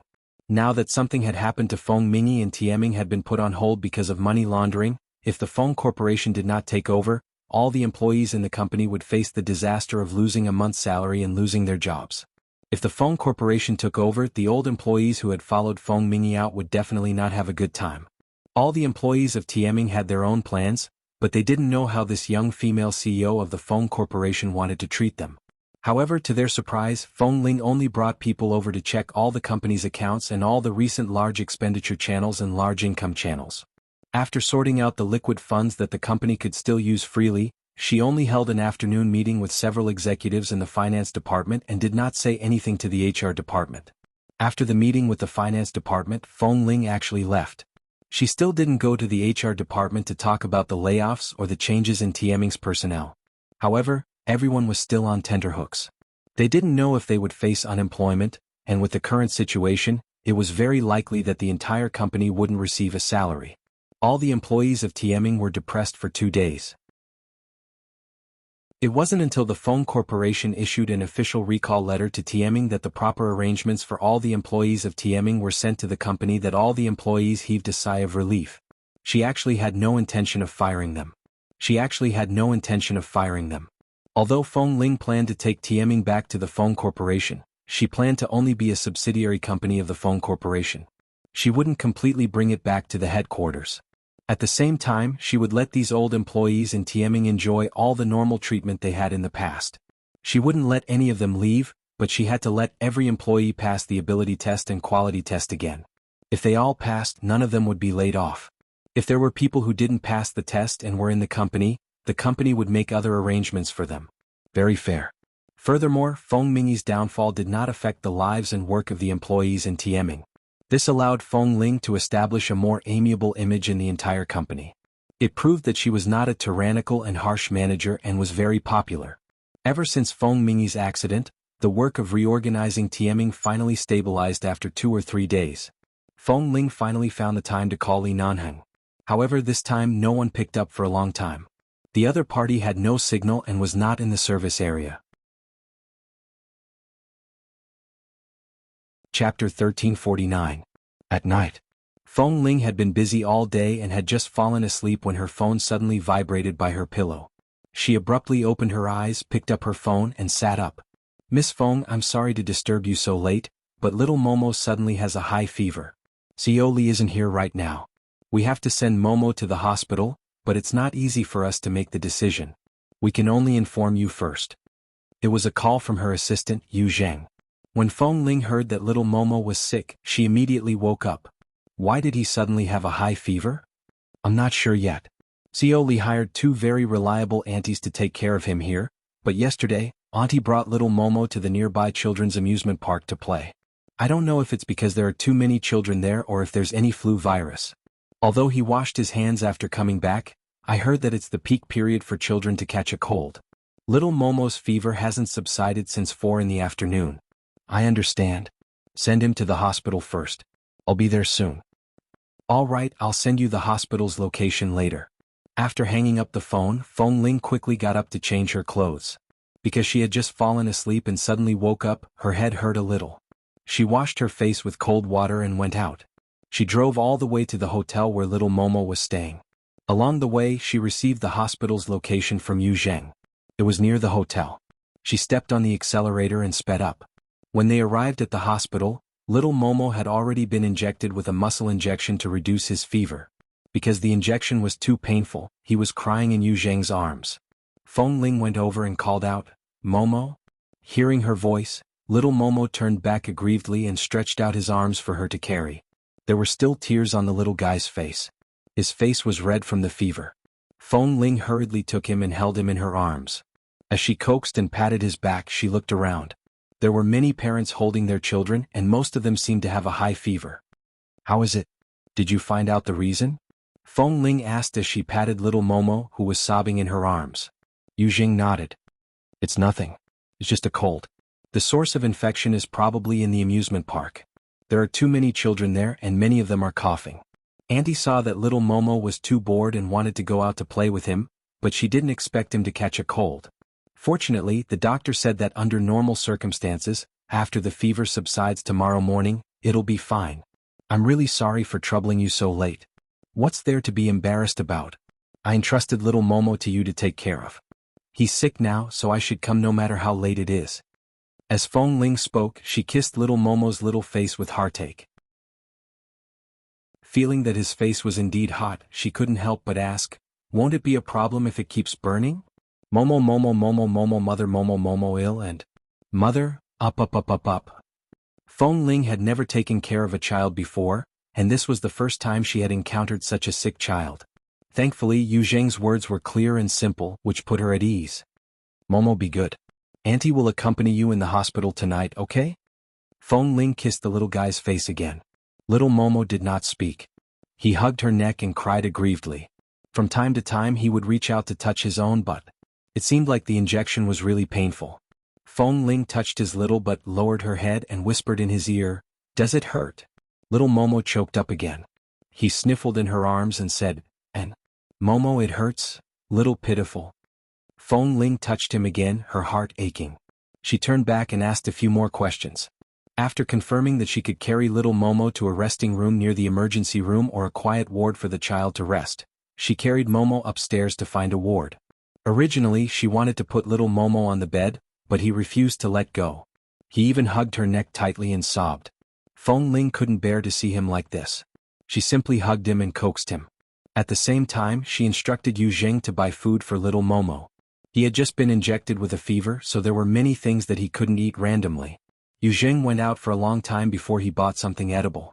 He also bought a lot of toys that little boys liked, such as cars, planes, and so on.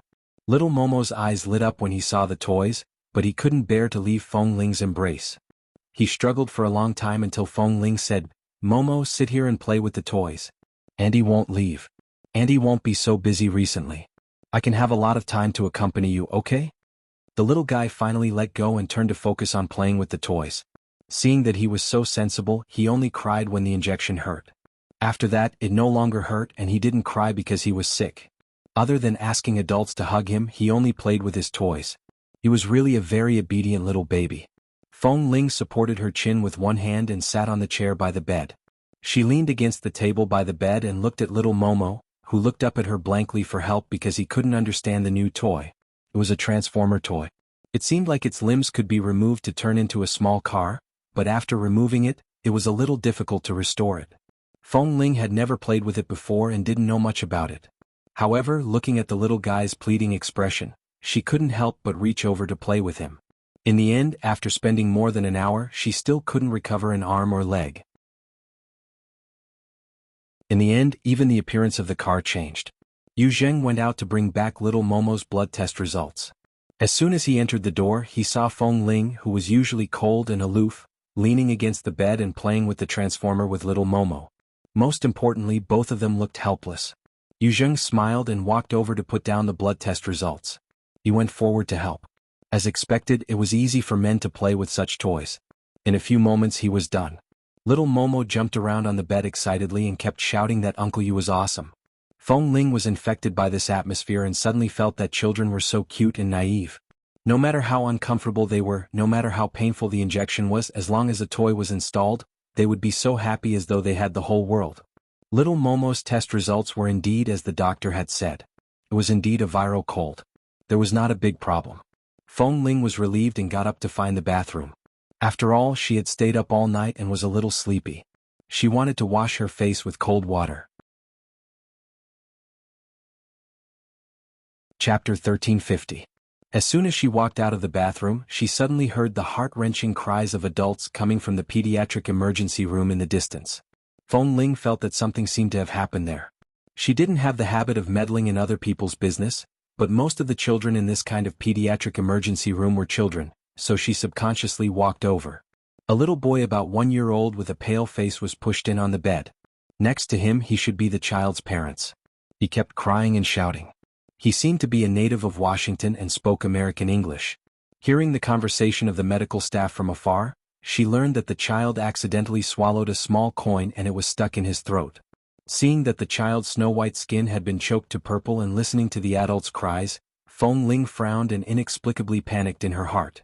Such a small child. Suddenly, a figure walked quickly from the back of the crowd and quickly picked up the child from the bed that was being pushed. Then he turned the child around and made the child lie on his stomach. Nurses rushed over from all directions. After all, the doctors in the emergency room were so busy that they could not separate themselves from receiving patients. When they suddenly saw such a person suddenly coming over and using such a professional first aid technique, they were all stunned. When Feng Ling approached and saw the tall man, her expression did not change, but a trace of hesitation flashed across her brows. Dr. Wen? Wen Linhan was not wearing a white coat but a simple shirt and trousers. He had many private hospitals under his name. He definitely wouldn't work in this hospital in Washington, and judging from his clothes, he shouldn't be a doctor here. However, his technique was professional and fast. Before anyone could react, his hand had already patted the child's back. In less than a minute, the child suddenly began to vomit with great difficulty.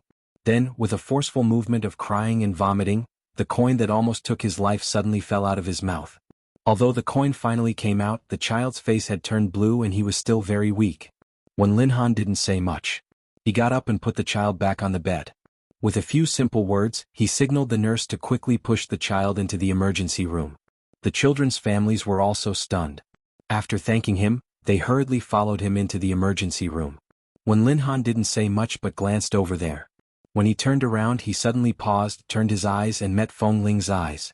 When Feng Ling came back to herself, Wen Linhan was already looking at her. Obviously he was quite surprised that she was here. However, this expressionless man only watched her for a moment before walking over. Feng Ling.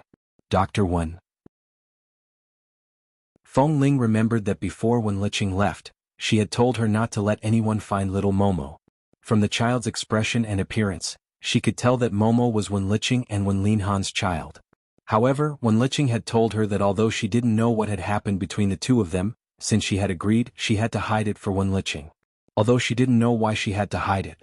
Why are you here? Wen Linhan asked. I have some work in Washington. A friend's child is sick, so I came to take a look, Feng Ling said simply. Wen Linhan nodded. And me too. A friend's child had a high fever in the middle of the night and was sent to the hospital for emergency treatment.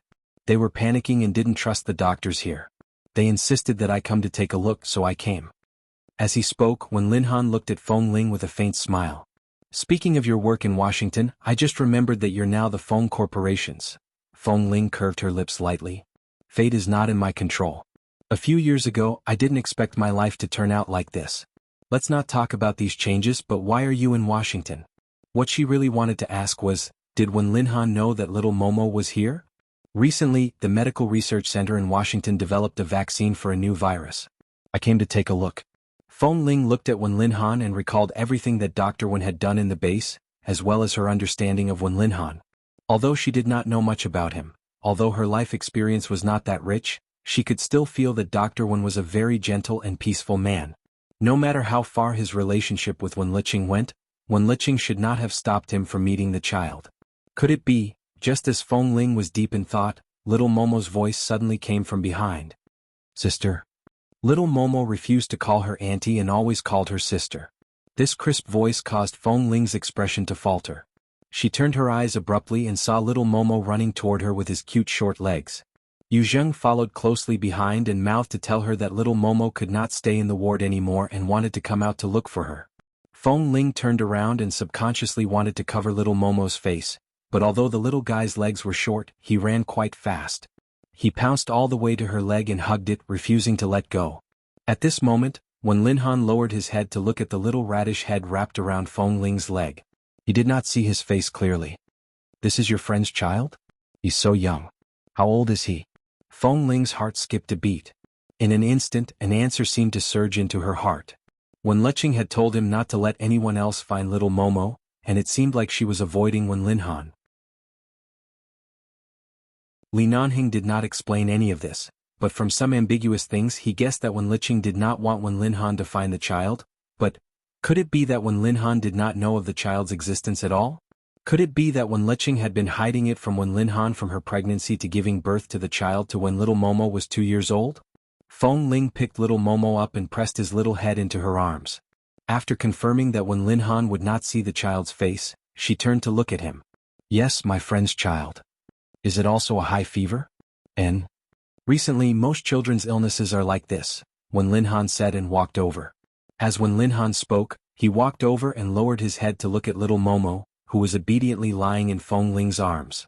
Seeing his obedient appearance and burning red ears, he smiled faintly and reached out to touch his soft little mushroom head. Let uncle see if the fever is serious. Feng Ling was about to say no, but little Momo suddenly turned his head from her arms and turned his face to Wen Linhan.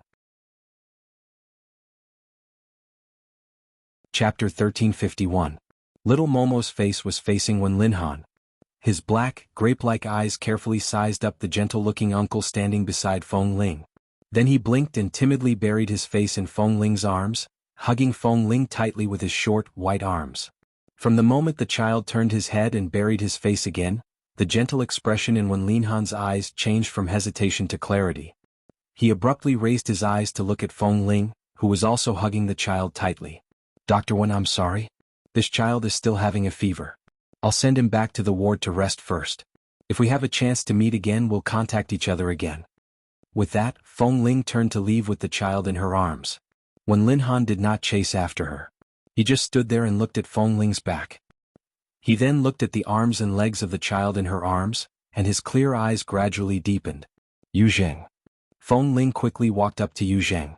In order to calm Wen Linhan's doubts, she could not leave immediately. She could only send the child to Yu Zheng's arms. Send Momo back to the ward. I want to talk to that gentleman. All right, Miss Feng. Yu Zheng raised his hand and took the child, but Feng Ling covered little Momo's face with her hand, but she could not do it too deliberately. After Yu Zheng left with the child, Feng Ling pondered for a moment and turned around. She saw that Wen Linhan was standing in place, looking deeply at Yu Zheng who had taken the child away. Feng Ling walked back. Dr. Wen, if it's convenient, let's go outside and sit. Wen Linhan looked down at her. There was clearly something in his eyes, but he was never someone who would show his emotions on the surface. Hearing Feng Ling's words, his gaze fell on her face. The child looks very familiar. Feng Ling did not avoid his words, nor did she answer directly. She only pointed in the direction of the hospital door with her eyes. When Lin Han did not say anything more, he turned and walked out. Outside the hospital, Feng Ling was blown by the cold wind. She felt a little more clear-headed about the whole thing. What's wrong with the child? When Lin Han didn't waste any time. He stood beside her expressionlessly and looked straight into her eyes, not giving her any chance to lie. Feng Ling was silent for a moment before asking, "What did you see? Is there still a need to look?" A face says everything. When Lin Han's eyes were cold. "I'm afraid there is no second face in this world that looks so much like me and her. Especially since I grew up with her, I know very well what she looked like when she was a child and what I looked like when I was a child. To be honest, I don't know what happened, but now the child is entrusted to me. Firstly, I can't answer your questions, and secondly, I can't give the child to you. I can't contact Wen Liqing now. You should know my character. The mission I received is to fight to the death. It's the same for this child. Since she asked me to protect her and not let anyone take her away, now even if you put a knife on my neck, I can't give her to you." When Lin Han stared at her. "I know you're not a liar." Feng Ling smiled lightly. "Indeed, it's difficult for me to hide anything, but I really don't know what happened." "What do you know?" Feng Ling turned to look at him. "I met this child by chance some time ago. At that time, Xiaoqing didn't show up in front of me and left the child with me in a panic. Before she left, she sent me a message asking me to take care of the child. I'm indebted to her, so I'll definitely do my best to take good care of this child. As for the rest, I don't know what happened to her and why she hid everywhere and left the child with me." When Lin Han's cold brows slowly furrowed. She was very flustered and needed to hide everywhere? "I can tell from her text message that it's probably like this, but I'm not entirely sure," Feng Ling said and looked up at Wen Lin Han. Feng Ling said and looked up at Wen Lin Han. From his expression, it seemed that he didn't know what had happened to Wen Liqing in the past 2 years. "How long has it been since you contacted her? Don't you know what happened to her?" Feng Ling asked. Wen Lin Han put one hand in his trouser pocket and sneered self-deprecatingly. "If I knew, how could I have come to this point?" Feng Ling was even more surprised at this moment. So what exactly happened between them? Wasn't it always Wen Liqing who chased after Wen Lin Han? She had chased after him for so many years. Even though Wen Lin Han had always avoided her enthusiasm, Wen Liqing's heart had always been with him. What was going on now? Feng Ling had always been slow in matters of the heart. At this moment she didn't understand and didn't dare to guess. She just looked at Wen Lin Han. She's married. Wen Lin Han looked deeply at the cars driving by in the distance in the early morning. 2.5 years ago she broke off all ties with me and left freely. She kept saying that she wanted to live a new life from now on and completely get rid of all the emotional shadows I brought to her. 2.5 years. Feng Ling paused. At that time, Wen Liqing should have been pregnant for a few months. She didn't say it out loud, but Wen Lin Han must have known the situation at that time. Wen Liqing was pregnant with his child and kept saying that she wanted to get rid of him. Did something happen to the Wen family or her? Feng Ling asked cautiously. Wen Lin Han didn't answer but stood there silently. No one knew what he was thinking. She looked at this man who was filled with a deep coldness and then thought of how Wen Liqing had no choice but to temporarily hand the child over to her. If there was still someone in the Wen family who Wen Liqing could entrust her to, why would he hand the child over to her? From this, it could be seen that something must have happened to the Wen family. But it seemed like Wen Lin Han didn't want to say this. He wasn't good at telling others about his matters, and so was Feng Ling. The two of them stood in front of the hospital in silence for a long time. When the sun rose in the east and the coldness of the early morning subsided slightly, the phone in Feng Ling's pocket vibrated. She took it out and saw that it was a message from Yu Zhang. He said that little Momo's forehead was sweating. He had just called the doctor over to take a look and his fever had successfully subsided. Feng Ling heaved a sigh of relief and put her phone back into her pocket. When Lin Han, who didn't see the contents of her phone, asked, "The child's fever has subsided? I want to chat with more like-minded people about young Master Mo. Have you kissed enough? Talk about life and find a confidant W. for M." Chapter 1352. Feng Ling turned to look at him. After all, he was a doctor. He should be very familiar with the child's high fever. He also knew when the fever would subside. She nodded. "Yes, the fever has gone down. Let me take a look at the test results." When Lin Han was not in a hurry to ask to see little Momo. Instead, he handed his hand to Feng Ling. Feng Ling looked at him and did not give it to him. "I'm a doctor," he said calmly. "After the child's fever subsides, you have to bring him to the consultation room and ask the doctor to take another look. I'll take a look at the test results. I didn't ask you to hand the child over to me immediately. Is there a problem?" He was too calm, so calm that Feng Ling felt that he must have found out everything that Wen Liqing had hidden from her over the years in these short 2 hours. However, he did not show it on his face. At this moment he only wanted to look at the test results. She took out the test results from her pocket and handed them to him. When Lin Han took it, looked at the medication and all the test results and said, "Did the doctor prescribe antivirus medicine for him?" "Yes, I'll take him to breakfast later. I think it's oral liquid." "All right." When Lin Han looked at the name on the test results. When Shumo 2 years old. 2 years old. That absurd night 3 years ago was clearly engraved in his mind. When Lin Han looked at the test results silently. He did not look at Feng Ling but only stared at the things in his hand. "It's a cold. Normal medicine. These test results are useless. Can I take them away?" "Yes." This thing didn't have much use. Since when Lin Han already knew the truth, he didn't mind him taking them away. After all, little Momo's name, age and some blood tests were written on it. There was nothing else that couldn't be taken away. Seeing that she answered so readily, when Lin Han carefully folded the test results and held them in his hand. He glanced at her again. "I'll go in to see the child." "No." This time she answered readily. When Lin Han frowned coldly. "You know very well the relationship between this child and me.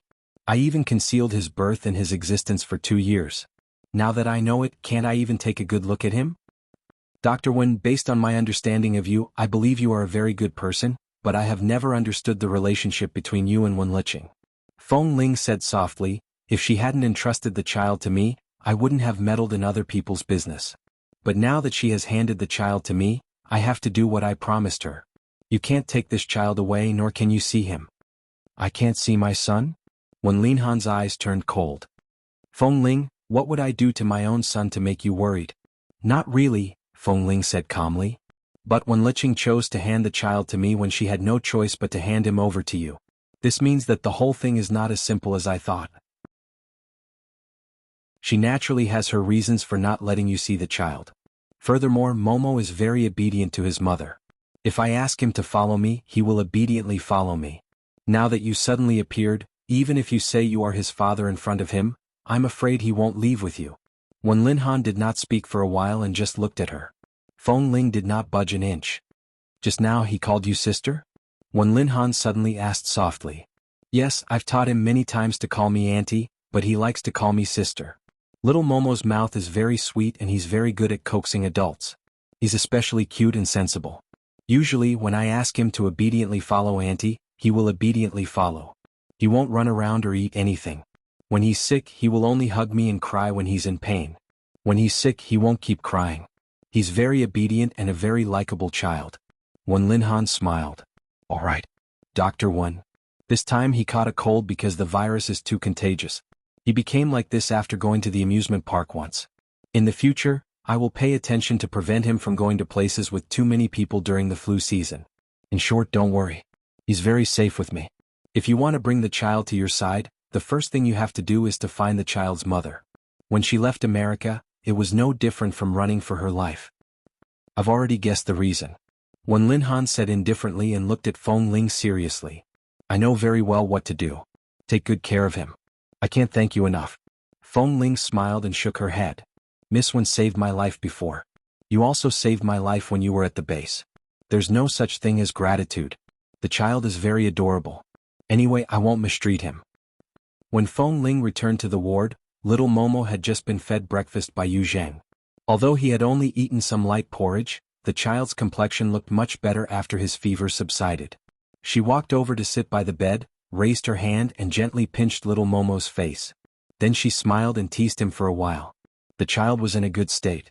He smiled and pounced into her arms. Feng Ling recalled Dr. Wen's gaze and then looked at the adorable little guy in her arms. She leaned close to his ear and whispered, "Momo, do you want daddy?" Little Momo played with the buttons on her clothes with his fingers in her arms, but as he played with them, he shook his head vigorously. Seeing his determined shake of his head, Feng Ling was puzzled. "What? Daddy hit mommy?" When little Momo said this, he raised his little hand to tug at Feng Ling's collar. I don't want Daddy. Mommy's head is bleeding. Daddy hit me. Feng Ling's expression instantly froze. She abruptly turned to look at Yu Zheng, who was also stunned. This. Yu Zheng was in disbelief. Does this mean that little Momo's mother has lived in domestic violence for a long time? Feng Ling didn't say anything. She lowered her head and asked little Momo a few more questions, but the child refused to answer more about the role of his father. She didn't ask any more questions and called Qin Shuk to ask her to send someone to investigate the Wen family in Los Angeles in recent years. After noon, little Momo had been sent back to the hotel. After taking his medicine, he had already fallen asleep. Feng Ling saw the caller ID on her phone and walked out with her phone. From this call, she learned that 3 years ago something happened to the Wen family and the family was destroyed. However, she didn't know what happened. After that, Wen Liqing suddenly married a wealthy Chinese businessman in Los Angeles.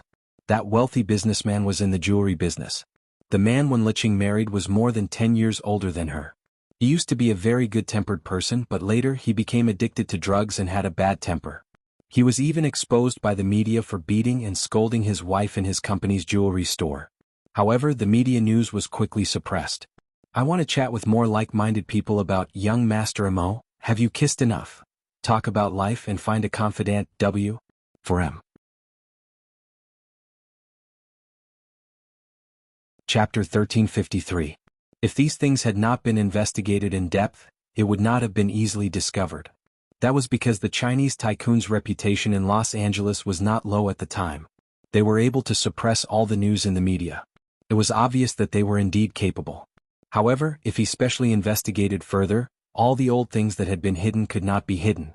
But who would specially investigate the story of a down-and-out girl?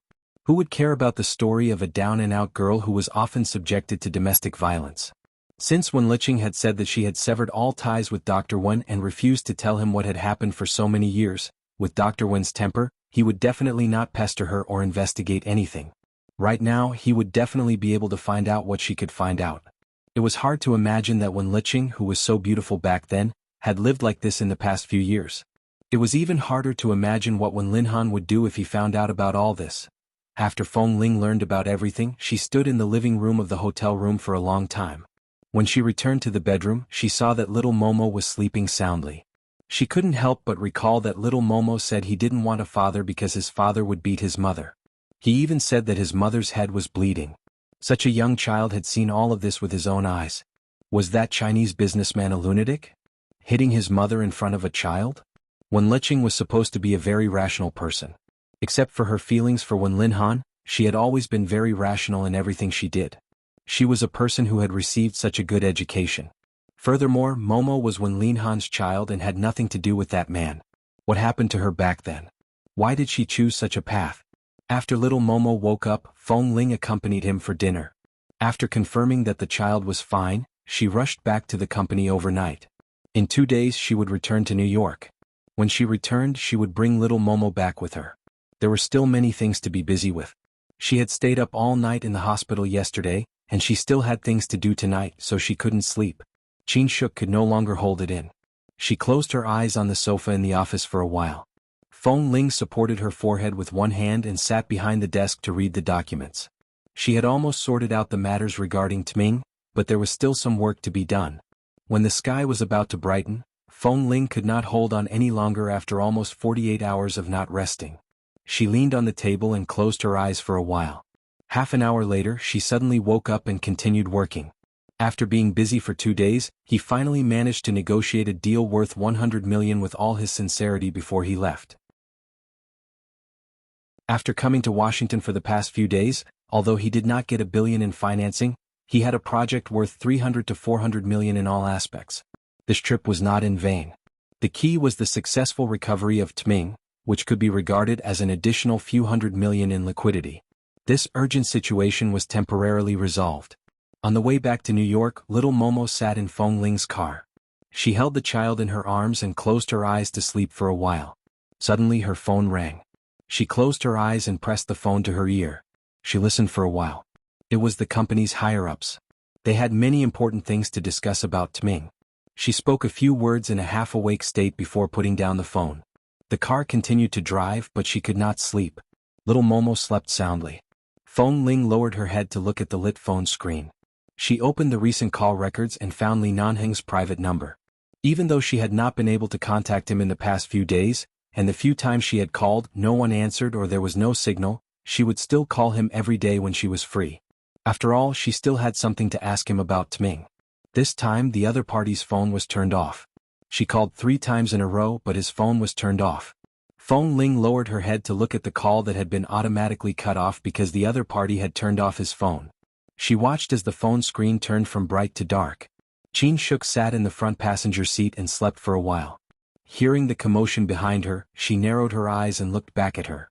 Seeing that Feng Ling was staring at her phone in a daze, she couldn't help rubbing her swollen forehead and saying, "Haven't contacted Li Nanheng yet?" Feng Ling did not answer. These past few days, everyone had been working hard and didn't have much time to chat. She only took the time to make a few calls occasionally. She couldn't get anything from Yu Zheng and she couldn't contact Xiao Su. Li Nanheng seemed to have suddenly disappeared. Based on her years of instinct, the disappearance of a person like Li Nanheng was definitely not simple. Something must have happened. However, another voice told her that no news was the best news. After all, he had left the base a long time ago just like her.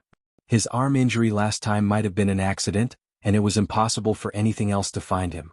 Perhaps he had just been too busy in the company recently. After all, she had been so busy for days and nights that she didn't touch the phone and only sat in the office reading documents. At that time, many people thought she had gone missing, but in the end they found her in the pile of documents in the office. New York. After all, Dr. Wen already knew of little Momo's existence. Right now there was no need to hide or avoid anyone. In order to ensure little Momo's safety, Feng Ling sent the child to the Feng family's villa and asked the 2 elders of the Feng family, who longed for a child to accompany them, to take care of him. On the other hand, she returned to the company to continue her work. On the second day after returning to New York, a local financial company in New York suddenly sent someone to discuss a 1 billion financing contract with her. When Qin Shuk heard the news, she jumped up and shouted that the heavens had eyes. She actually had 1 billion yuan of financing when she needed it the most. While Feng Ling was discussing the contract with someone, she was thinking about the recent events and this billion yuan financing contract. Why was everything so agreeable to her? If this matter had something to do with Li Nanheng, he hadn't shown up recently, but it was true that after that night in the resort, everything seemed to develop naturally. It was impossible to say that it had nothing to do with him, but if it had something to do with him, what did it mean that he hadn't appeared these days? In the conference room, Feng Ling was discussing the project with the investor.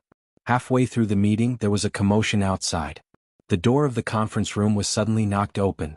Tam and Lin Qing rushed in with guns in their hands. A few security guards who had been beaten black and blue followed in, shouting, "Xiao Feng, these 2 people rushed into the company to see you. We saw that they didn't seem to have good intentions and went forward to stop them." In the end, these 2 people suddenly panicked and rushed in with guns. The moment Feng Ling saw that it was Tam and Lin Qing, her gaze froze. Before she could speak, Tam suddenly said with red eyes, "Something happened to Boss Li and Kay. We don't know if they're dead or alive. We've been looking for them for days and nights." A string in Feng Ling's mind suddenly snapped. She abruptly stood up from behind the conference table. "I want to chat with more like-minded people about young Master Mo. Have you kissed enough? Talk about life and find a confidant W. for M." Chapter 1354. The executives and partners at the conference table turned pale with fright because of the 2 men who rushed in with guns. The moment Feng Ling suddenly stood up, they were all stunned. "What are you waiting for? Hurry up and call the police." An executive looked at the guns in Tam and Lin Cheng's hands and ordered loudly with a frown, "I've already called the police." The security guard quickly answered. Feng Ling acted as though she didn't hear anything. She stared at Tam and Lin Cheng. What happened? Seeing that Xiao Feng seemed to know these 2 people and didn't seem to mind the guns in their hands, they immediately looked at each other, not knowing what had happened. Tam looked at Feng Ling with bloodshot eyes. His lips trembled and he held the gun tightly in his hand. When the security guard by the side instinctively wanted to come over, he glared fiercely at him. "Don't touch them." After speaking calmly, Feng Ling lowered her eyes again and looked at the cooperation document by her hand. If she didn't calculate wrongly, this kind of financing project couldn't be approved immediately. It must have been arranged when she was in Washington. It wasn't until the other party's financing salary was ready that she came over today. However, in fact, whether it was Tming or the money that could support the entire phone corporation, everything had already been arranged for her. The meeting will be adjourned for now. I'm sorry. If your company can accept it, you can call my cousin, Vice President Qin, over to continue the conversation. Sure. If Miss Feng has something urgent, you can call the other people in charge of your company over. It's all right.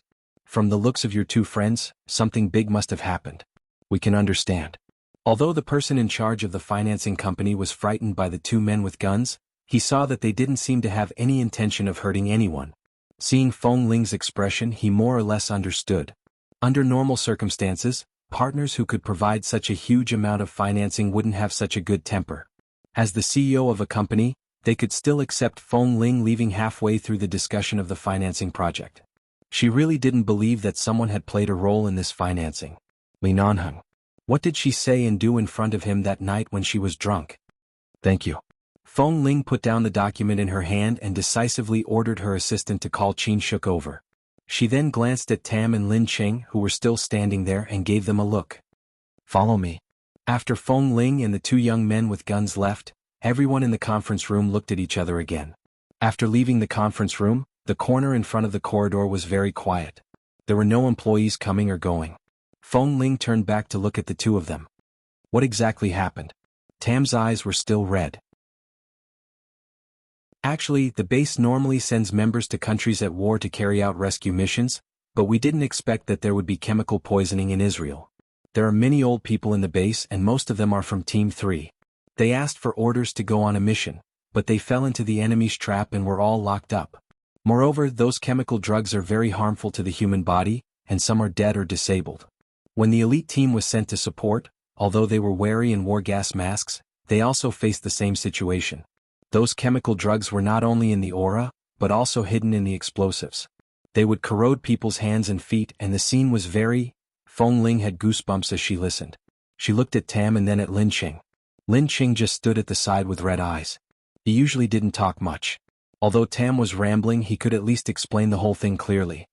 Just as the base was about to send more than 10 helicopters to pick up the surviving brothers from Israel, Boss heard about the situation at the base and rushed back overnight. Xiao Su, Han Jin, and some of the elite team members also boarded the helicopter. We were supposed to go with K, but there was a serious case in Los Angeles that needed snipers to cooperate with the arrest, so Lin Cheng and I didn't go to Israel. I didn't expect the situation over there to be so dangerous. Han Jin and the others risked their lives to rescue the members of the elite team. K was injured by explosives mixed with chemicals and was shot down by the helicopter. Boss couldn't bear to see K abandoned there, so he went to save K alone despite everyone's obstruction. But what happened? Feng Ling's expression was calm. Her fingers were not clenched together, but her fingers remained stiff as she stared at Tam. In the end, the place where K had an accident was a chemical explosion area, and there was a river next to it. When the explosion sounded, all the planes that took off almost malfunctioned and fell. He suddenly interrupted. Boss and K didn't come back with the helicopter. When Han Jin and the others returned with injuries, they were all unconscious because of the chemical poison. They have all been hospitalized for treatment. The remaining brothers who were in good condition told us about the situation at that time. They only said that Boss and K would be in danger if they stayed there, but in order to protect most of the base from being heavily damaged, they could only let everyone go back first. Boss, K, and the others were left there because they couldn't be found at that time. It's been so many days and it's unknown whether they're dead or alive. It's been so many days now and we don't know if they're dead or alive. They said they don't know if they're dead or alive. Han Jin and the others were only choked by the thick smoke of the chemicals in midair. When they came back, they were all hospitalized for treatment. K and Boss were in the explosion area. We may not be the most powerful in the base, but I believe that with your feelings for Boss, you definitely won't be able to accept this result. The two of us want to go to Israel to look for Boss and K, but the base doesn't allow it. We can only violate the rules of the base and take the risk. We didn't come here because we wanted you to go with us, but because you've always been one with us. You have the right to know everything. Whether Lin Cheng and I can come back or not, I'm afraid the base won't be able to keep us, but for Boss and K we have to go. As they spoke, Tam and Lin Cheng suddenly took out 2 silver nameplates and handed them to her. If we can't come back, please let Ah Feng hang our nameplates in front of the base hall. We can't return to the base if we're alive, but if we die, let our souls stay there. I want to chat with more like-minded people about young Master Mo. Have you kissed enough? Talk about life and find a confidant W? For M. Chapter 1355. Feng Ling was silent for a moment before raising her hand to take the 2 silver brands. Tam and Lin Qing watched her and put the gun into their pockets.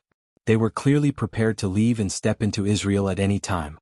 Feng Ling's fingers gently stroked the 2 brands. Then she abruptly took out a silver brand that was the same as theirs from her pocket. She placed it together with the other 2 and held it in her palm. Seeing her actions, Tam and Lin Qing did not speak for a long time. They just looked at her. I've left the base for a long time, but thankfully when I left this thing was still on me. I haven't worn it much in the past few years, but it has always been in my pocket, she said calmly. Just as you said, 11 base and the sniper team are 1. As for the relationship between Li Nanheng and me, she paused and suddenly smiled. She looked at them silently. I'm very grateful that you didn't hide it from me. I'm even more grateful that you came to tell me before you left and gave me a chance to return to the base. Tam and Lin Qing both understood that Feng Ling had no chance of returning to the base after her registration was removed. Unless, as they had said earlier, she couldn't go back. After she died, the brand could go back. Feng Ling, we're not bringing you to die. We're here to entrust. It's the same. Who says we'll definitely die if we go? Feng Ling looked at them with clear eyes. Back then, Kay brought me into the base. All these years, all of you have been indispensable to my life. You're my best companions. My temper is too cold and my personality is stubborn, but it doesn't mean that I don't love Li Nanheng. If anything happens to them, I can't absolve myself from the blame. I'll send someone to explain to Ah Feng. I'll arrange a ticket to Israel right now. Feng Ling picked up her phone. You can't go. I can. If anything happens to you, Boss Li, every time something happens to me, your Boss Li will appear. I want to see if he will suddenly appear if something really happens to me in Israel, Feng Ling said as though she was joking. Feng Ling said as if she was joking, but there was no smile in her eyes. She quickly clicked on her phone to find the nearest flight time. Tam and Lin Qing really didn't come here to make her follow them. They really didn't want Feng Ling to be kept in the dark after being forced to leave the base for so long. After all, she still had the Feng family and the company behind her. She had a lot of responsibilities. She shouldn't leave with them. However, he did not expect her to choose the base and Li Nanheng without hesitation between the Feng Corporation and the base. Feng Ling right now, after all? Feng Ling still looked down at her phone. As she booked the plane ticket, she said calmly, the Feng family has already walked out of the trough. Although Qin Shuk is my cousin, she can also help me take care of the Feng family's elders. Although it's a little selfish to do so, according to my own life, why do I have to be responsible for everyone? In the past few years, all my hard work and hard support are enough for me to repay this debt of childbirth. I don't owe anyone but Li Nanheng. The Feng family is going downhill. They can still have a lot, but Li Nanheng is somewhere in Israel. He only has me. He's waiting for us to save him. Feng Ling raised her cell phone and showed them the flight time displayed on it. Everyone had been in the base for so long, so Feng Ling was familiar with the identity of each of the brothers around her.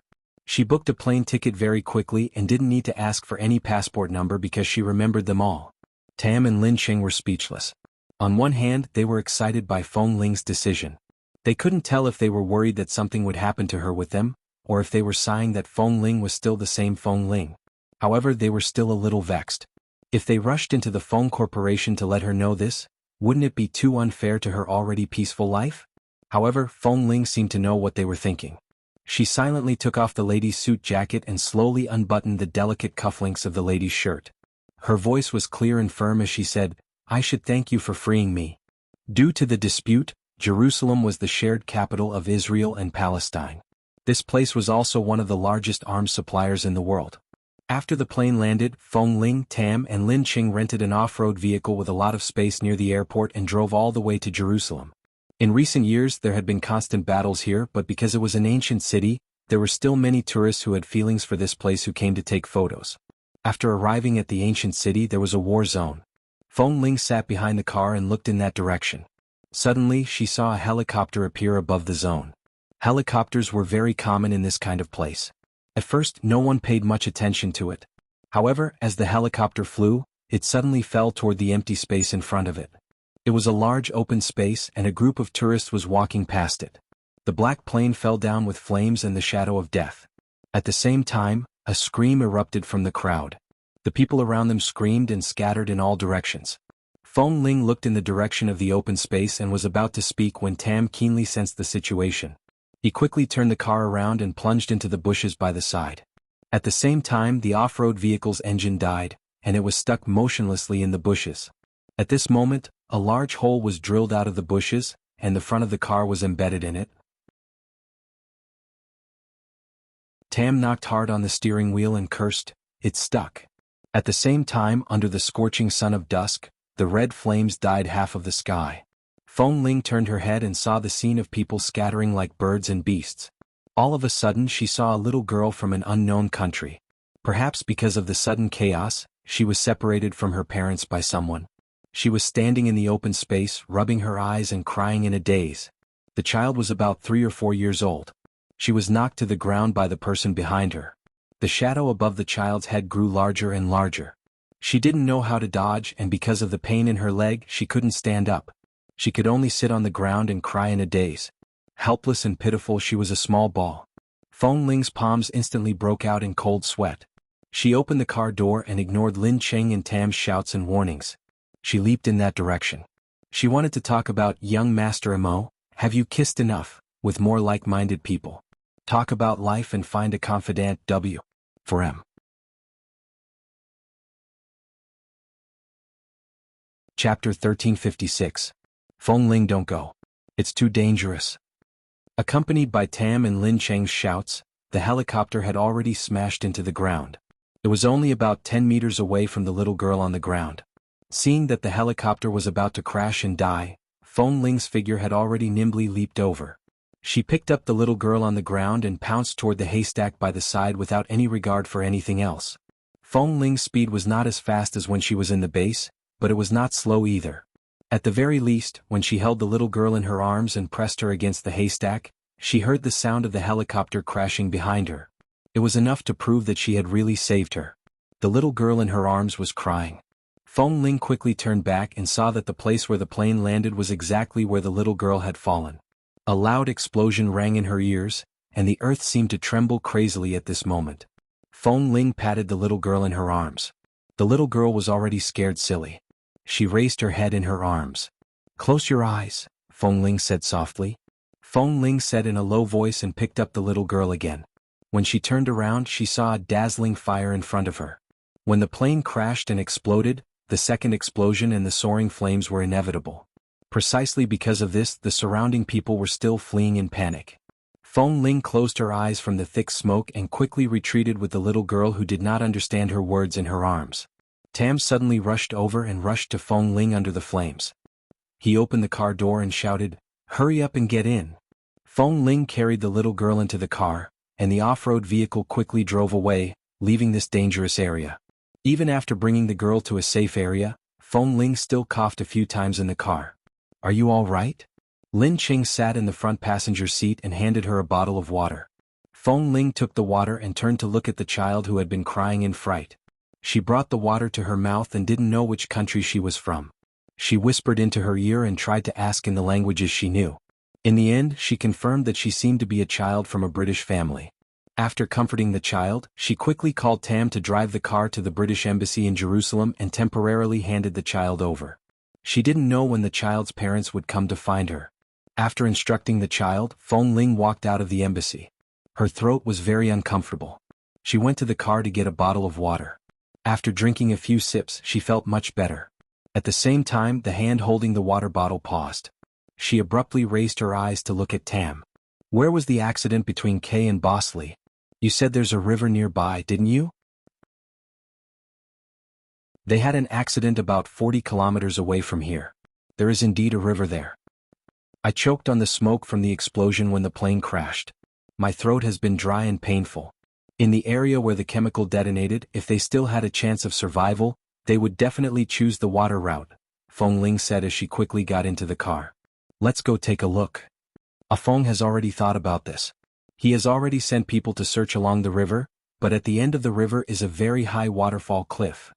Tam's voice became hoarse. "If it's there, there's no chance of survival. Even if we firmly believe that Boss and Kay are still alive, we can only choose another route. The water route is definitely no longer feasible." "It works," Feng Ling directly capped the mineral water bottle again and went to the driver's seat. She looked at the two people outside the car. Or rent another car. You guys go by land. I'll go by water. That definitely won't work. I can't let you go alone. Lin Qing said and jumped into the back seat. Let's go to the water route to take a look in case there really is a miracle. Tam no longer had any objections. He got into the car, but when he sat in the front passenger seat, he glanced at Feng Ling. I'll drive. It's fine. You've been driving all the way. Rest for a while. We'll take turns. Feng Ling looked at the road ahead. It was barren everywhere. The sunlight was bright and dazzling. She took the sunglasses from Tam and put them on. Tam looked at her by the side. Aren't these sunglasses a little big for you? It was indeed a little big, but Feng Ling had long hair tied behind her head. Her eyes and legs could be pinned to her hair and wouldn't fall off for the time being. It's fine. It's much better than the sunlight. As Feng Ling spoke, she reached out to search for the direction on the navigator and pointed at the red dot on it. It's here, right? Yes, boss's accident happened here, but so many days have passed. If he's still alive, he must be very far away, Tam said. Let's get there first, then slowly search along the waterway and the surroundings.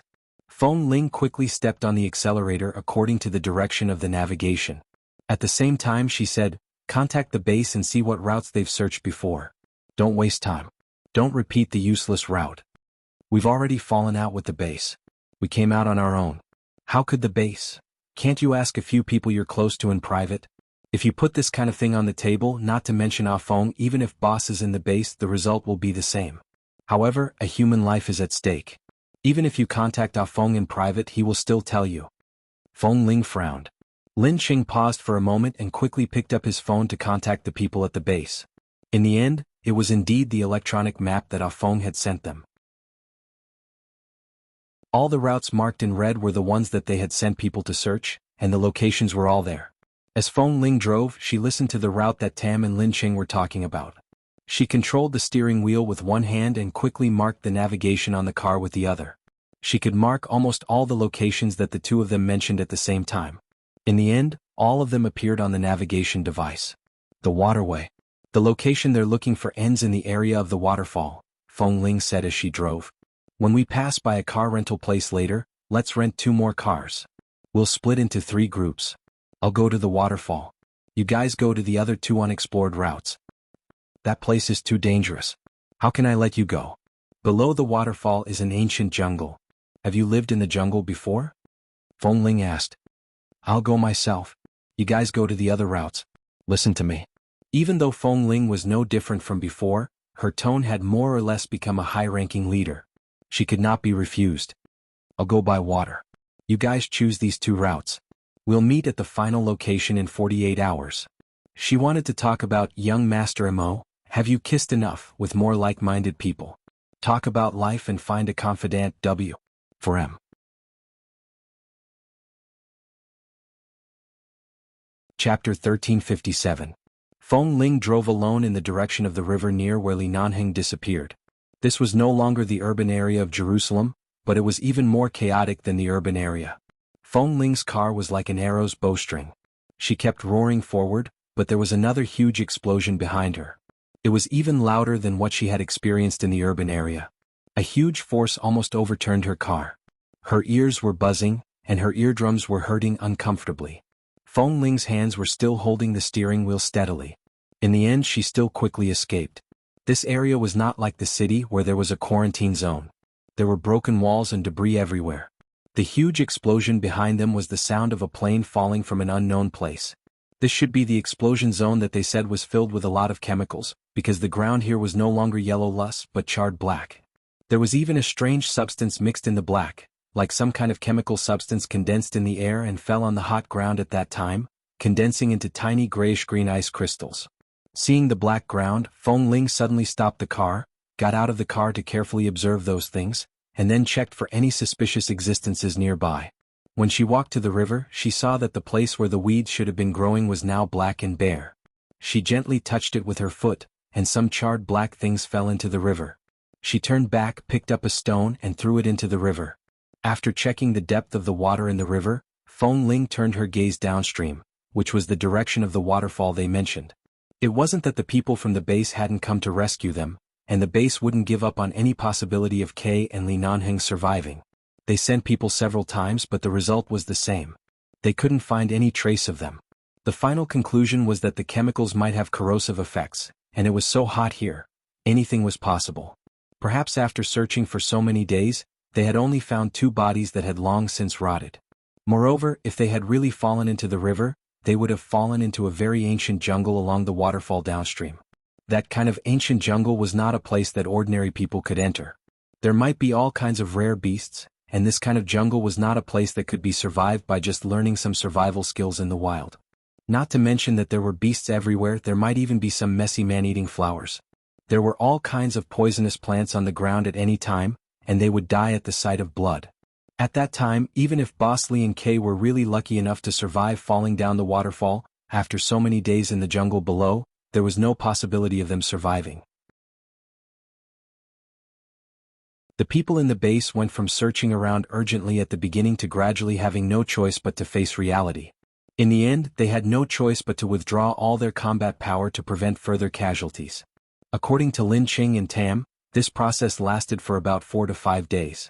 4 to 5 days. Seriously injured. Ancient jungle. The chance of survival had dropped from 1% to 0. 1%. However, there was a strong force that told Feng Ling. How could a man like him die just like that? How could he disappear from this world just like that? He was still alive. Li Nanheng must be waiting for her somewhere. After looking at all the charred areas on the ground, Feng Ling used a cut mineral water bottle to take some of the soil away. She placed it in the car and drove downstream.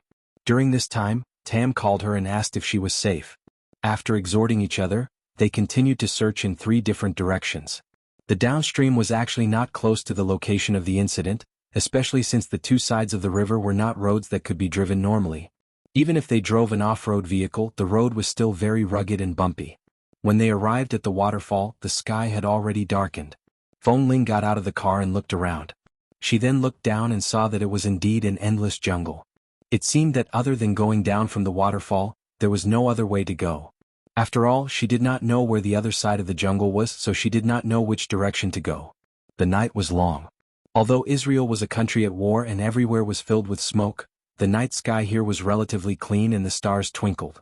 Feng Ling took out a bottle of water and a bag of biscuits from the car. She then sat by the waterfall and ate a few bites. She then stood up, patted the biscuit crumbs on her hands, and was about to go to the car to get a coat. At this moment, from the corner of her eye, she suddenly saw a winding river extending into the distance in the dense jungle under the waterfall. It might not be visible during the day, but now, with the moonlight, she could see some fine shadows reflected on the river through the gaps between the leaves. If the bottom of the waterfall was not a dead spring, but a river that extended outside the jungle, then if they really fell from here they should not be in the jungle. Instead, they should have been washed to the other side of the jungle. When the people from the base came to look for people, they stopped here, and because this was a jungle, they completely put an end to it. But what if they did not stop here at all and continued to be washed out? Feng Ling quickly got back into the car and searched for the nearby topographic map on the navigator in the car. Usually, the geographical location on the navigator was an important area. For an ancient jungle like this, there would only be one location marked. However, the river here could not be seen, nor was there a river drawn, but at least she could see where the other end of the jungle was. At the end there was a small patch of blue on the map. At the end of the blue was Gorkin Farm, which was adjacent to Atafira. After setting her target there, Feng Ling closed the car door with a bang and found the route to Gorkin Farm. She found that she could only walk along the desert on both sides of the waterway. The desert was very dangerous and there was probably no signal. She drove to the signal station closest to Jerusalem, prepared some water and food, and bought 2 power banks and a signal booster. Then she resolutely went to Gorkin Farm. As she drove along the desert on both sides of the waterway in the middle of the night, she checked everything about Gorkin Farm, but she could not find anything. A farm whose name was shown on the map, but she could not find any specific information. Feng Ling continued to drive forward without hesitation. No matter what, even if Li Nanheng was not there, even if she had to go to other places to search, as long as there was a chance, she could not miss it.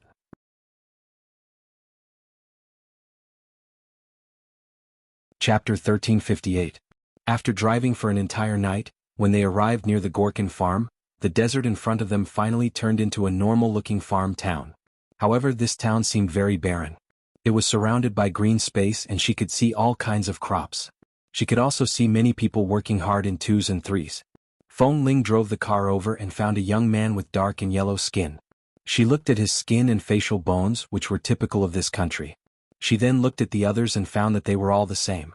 It seemed like the people in this Gorkin farm were all born and raised here, not foreigners from other countries. When the young man saw Feng Ling, he was a little confused. Feng Ling tried to talk to him in English, but the other party clearly did not understand. He turned back to chat and laugh with the old men beside him. In the blink of an eye, he left her here and ignored her. Feng Ling guessed that they might not understand English, but she did not know the language of this country. When she drove past the barren and desolate town of the Gorkin farm, many old people and children watched from the side. Their eyes were filled with fear or curiosity. After all, this was a country at war. Everyone was afraid of any external interference. From the looks of the situation here, it should have been affected by the war. When she passed by earlier, she could see some traces of old smoke and black soil. However, this place should have been peaceful for a long time and had not been disturbed by the war. However, the old people here were still afraid. When they saw such a large unfamiliar SUV drive in, everyone's eyes were filled with various emotions. She could not drive any further, so Feng Ling could only get out of the car. In order not to let these people be wary of her, she took out some biscuits and food from the car and handed them to the children around her. The children were about to come over excitedly, but almost all of them were forcefully pulled back into their arms by the old people. They then pulled the children away with a guarded expression, not allowing them to approach her. Only a skinny, dark-skinned, yellow-skinned boy, who looked like he had no one to take care of him, walked over. He was probably starving. When he saw that she really wanted to give him some biscuits, he quickly took them and stuffed them into his mouth with all his might. Feng Ling looked at him and took out a bottle of water for him. The skinny boy took it and ate the biscuits and water desperately. After he finished the 2 bags of biscuits, he squeezed the mineral water bottle in his hand and looked at her with his bright black eyes. Finally he spoke. However, Feng Ling still couldn't understand the language. She whispered to the boy in English, "Don't you people know any English? Or do you know other languages?" The little boy looked at her for a long time and took another sip of mineral water. Then he looked at her with his bright, black eyes. Feng Ling paused and understood his meaning. She brought him 2 bags of biscuits and 2 bottles of water. The little boy smiled happily and held the food and drinks in his arms. He suddenly said in Chinese that was not very fluent but could barely be understood by Feng Ling, "Do you know Chinese?" Feng Ling was startled. "I will." The little boy nodded his head vigorously.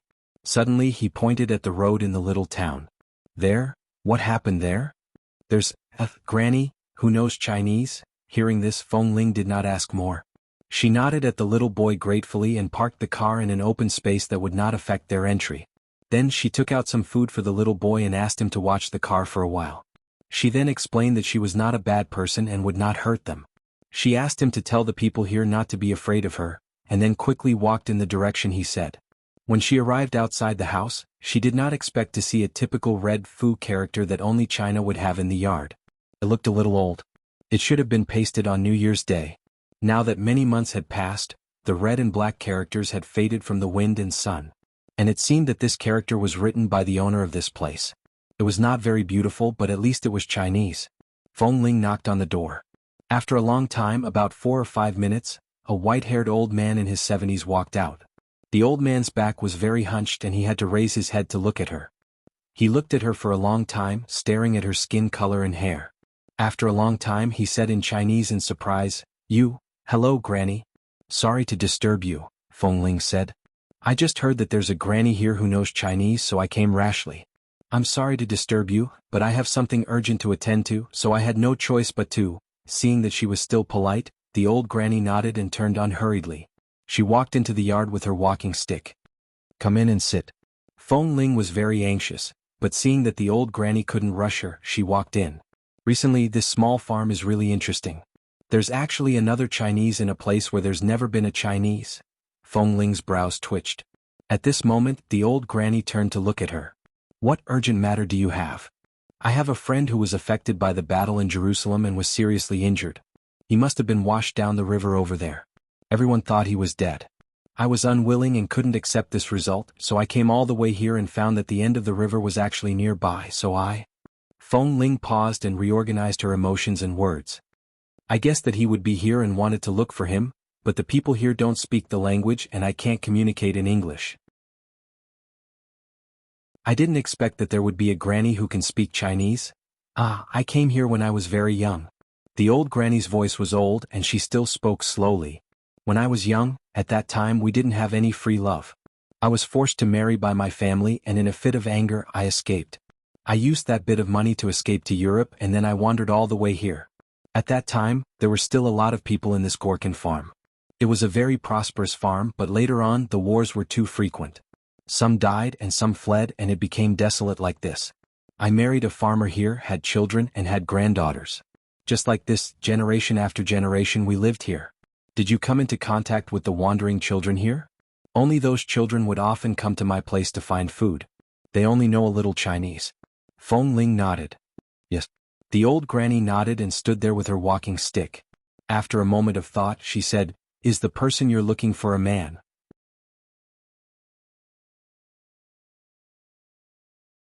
Chapter 1359. Feng Ling's eyes trembled. She abruptly looked into the old granny's eyes. "Granny, you," the old granny raised her hand to signal her not to be anxious. "Not long ago, there was indeed a young man who was washed here by the river. He was seriously injured. There aren't any good doctors in this town. I saw that he was unconscious, but he looked Asian. I don't know which country he came from, but I asked someone to send him to an old doctor's house. It's been a few days. I haven't paid attention to him, but he should still be alive. If someone died here, everyone would know. There hasn't been any news for so many days. He should be unconscious, but he's not dead. Where is he?" Feng Ling's eyes were filled with gratitude. The old granny saw her anxious look and understood. She did not say much. "The doctor doesn't like to communicate with strangers. You don't speak the same language. I'll take you there." Feng Ling was really grateful. She thanked the granny many times and went forward to support the old granny, walking out with her. This town was not big, but it was not small either. The old granny did not walk fast. Feng Ling was anxious, but she did not urge her. She patiently supported her until they arrived at the doctor's house. Although the old granny came from China, she had lived here for her entire life. She could be considered a respected old woman here. After speaking to the doctor for a while, the doctor used their language to communicate with the old granny for a while and then let them in. When they walked into the room, the old granny turned back and said to Feng Ling, "Your friend's injuries are very serious. He has a broken leg and seems to have been poisoned by some chemical substance. It has affected a lot of his central nervous system. Although he has woken up, his reaction is slow. He hasn't improved yet." Feng Ling's expression did not change, but her heart tightened. It was so painful that her entire body was emitting a sharp sensation. Did he break a leg? The old granny saw that she did not speak, but her face was much paler. She patted her hand comfortingly. "It's inside. Go in and take a look. I'll go greet the people here. They are very wary of outsiders. I'll let them let down their guard against you. Otherwise it will be inconvenient for you to do anything here." "Thank you." After thanking him, Feng Ling quickly walked in. Inside was an old building with the style of a small town in this country. The light was not very bright. When Feng Ling entered, she could smell a strange medicinal smell. The people here seemed to have some Chinese medicine, but she was not sure what it was mixed with. The smell was not very pleasant. After entering, she saw a thin man lying there. Even from here, she could hear his heavy and uncomfortable breathing. Standing in front of the door, Feng Ling immediately recognized him. It was K. Feng Ling quickly walked over, leaned over the bed and looked at the person on the bed. K's face was so thin that it was almost unrecognizable. His eyes were lifeless and it seemed that his reactions were much slower. There was a leg under the quilt and the other leg was empty. Feng Ling's heart trembled, and her hands were almost unsteady. She forced herself to control her emotions and looked at the person who seemed to have finally recognized her. "Feng Ling?" K's eyes were very surprised, but his expression was very slow. It seemed that even speaking was very difficult for him. "It's me, K." Feng Ling's eyes were hot. She quickly took his hand and held it in her hand. "You can recognize me?" K looked at her in a daze, and then as if thinking of something, he suddenly sighed with a smile. "I can't believe I can still live, see an acquaintance. What nonsense are you talking about? The people in the base have been looking for you everywhere. Even if everyone thinks that there is no chance for you to survive, they have been looking for you. And our sniper team, we also came out to look for you. Didn't I find you now?" Feng Ling clenched his hand tightly. It doesn't matter if you have a broken leg as long as you are still alive. There are also many members in our base who were seriously injured during missions. Look, aren't they still in the base? As long as you are alive, it doesn't matter. You don't have to comfort me. Kay smiled weakly and then frowned. Right now, there is no difference between being alive and being dead. Don't talk nonsense. Kay looked at her again and thought of something. His eyes suddenly dimmed. Have you found boss? Feng Ling couldn't hold back the smile that she forced out of her eyes just now. She collapsed and her expression was a little stiff. Looking at her expression, Kay sighed and closed his eyes. It's all my fault. Originally, boss could have escaped. He did it to save me. Then, at the waterfall, boss caught me, but we were too weak. I asked him to let go, but he didn't let go. Boss fell down with me. At that time, boss was more seriously injured than me. After falling down, I don't know if the two of us were washed out by that river together. At that time, the river was too turbulent and boss and I both fainted. Later, I don't know why I woke up in this place. I don't understand the people here, but it seems that they saved me, but I can't ask where boss is. Since you can find me, have you found boss? Kay almost used all his strength to barely say these coherent words. He held Feng Ling's hand tightly, only hoping to hear good news. Sure enough, he was washed down by the waterfall. But if this was the case, he might have died in the turbulent river in the jungle, or he might have been blocked by some stones or water plants in the water and failed to be washed out, or, there were all kinds of possibilities. Feng Ling endured the pain of being cut by a knife all over her body and heart, and slowly she shook her head. Kay instantly closed his eyes in pain. It's all my fault. It's all my fault. I shouldn't have been so impulsive, and boss wouldn't have. All right, don't say this. It's enough that he is still alive. Feng Ling held his hand. I will look for him. Do you remember Roger's Snow Mountain? At that time, there was almost no chance of survival in that ice cave, but he came out. His vitality and perseverance don't allow him to die. I will find him. Don't worry. Take good care of your wounds and don't think too much. Kay looked at him with reddened eyes. Feng Ling said coldly, don't tell me how serious his injuries were. Since you're still alive, he can also survive. Even if it's more serious than yours, even if his limbs are broken, even if he's crippled, I'll still find him and bring him back. Kay choked with sobs and couldn't speak for a long time. He just closed his eyes and nodded.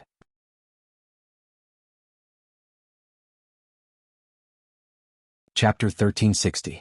Tam and Lin Qing met up at the place they had agreed on, but they didn't see Feng Ling. It wasn't easy for them to contact her when their phones finally had a signal. After all, there were people living in the Gorkin farm where Feng Ling was. Although the cell phone signal here was weak, it could at least keep in touch with them. After explaining the situation here, Tam and Lin Qing were overjoyed and saddened at the same time. They were happy that they had found Kay. Their brother was still alive. Even if he had lost a leg, his brother was here. They had to bring him back to Los Angeles. The sad thing was that in a place like the Gorkin farm, this was their last chance of survival, but there was no news of Bosley. If it was really as Feng Ling had said on the phone, the worst outcome would be that after Li Nanheng came down from the waterfall, he would be intercepted in the river in the ancient jungle when he was washed away in the river. Kay, who was near the Gorkin farm, could at least be rescued. If he was intercepted in the jungle, with Li Nanheng's body covered in injuries, he would only attract beasts that came to hunt for prey. If that was really the case, not to mention the possibility of survival, he probably wouldn't even have a complete corpse. Tam and Lin Qing planned to come to the Gorkin farm, but just as they were about to drive over, the area near Jerusalem was under martial law because of the terrorist attacks in the past 2 days. The martial law extended all the way to their current location, and they were not allowed to leave Jerusalem. Feng Ling reported to them that she was safe and said that she would stay here to take care of Kay. She told them not to worry and to wait for her to return. She also promised to keep in touch with them. They had no choice. Right now, they were under martial law and could not come out for the time being. They could only wait there anxiously. Kay woke up after a nap. Feng Ling went to the bed to help him up and prepared to feed him medicine. When she helped him up, she touched Kay's shoulder and could clearly feel how much he had lost in the past few days. His shoulders, which used to be very strong, were now so thin that she could easily feel his bones. Come, take the medicine, Feng Ling said softly. Kay seemed to be in a daze. After a long time, he looked at the light outside the window. After a while, he slowly said, Is it another day? Yes. Still haven't found boss. No. Feng Ling's expression was impassive. She lowered her head to blow at the medicine in the bowl. The doctor here uses some local medicine. I don't know what it is, but since he can save your life, it means that their medicine is also useful. It just doesn't smell good. Bear with it and drink all of this. Kay closed his eyes and leaned back against her shoulder. I'm fine. There's no taste in my mouth right now. I can't feel whether it's sweet, salty, or bitter. The Chinese mother-in-law had asked the doctor for her, and the doctor said that Kay was poisoned by a chemical. They didn't know what kind of chemical it was, but it could affect one's 5 senses.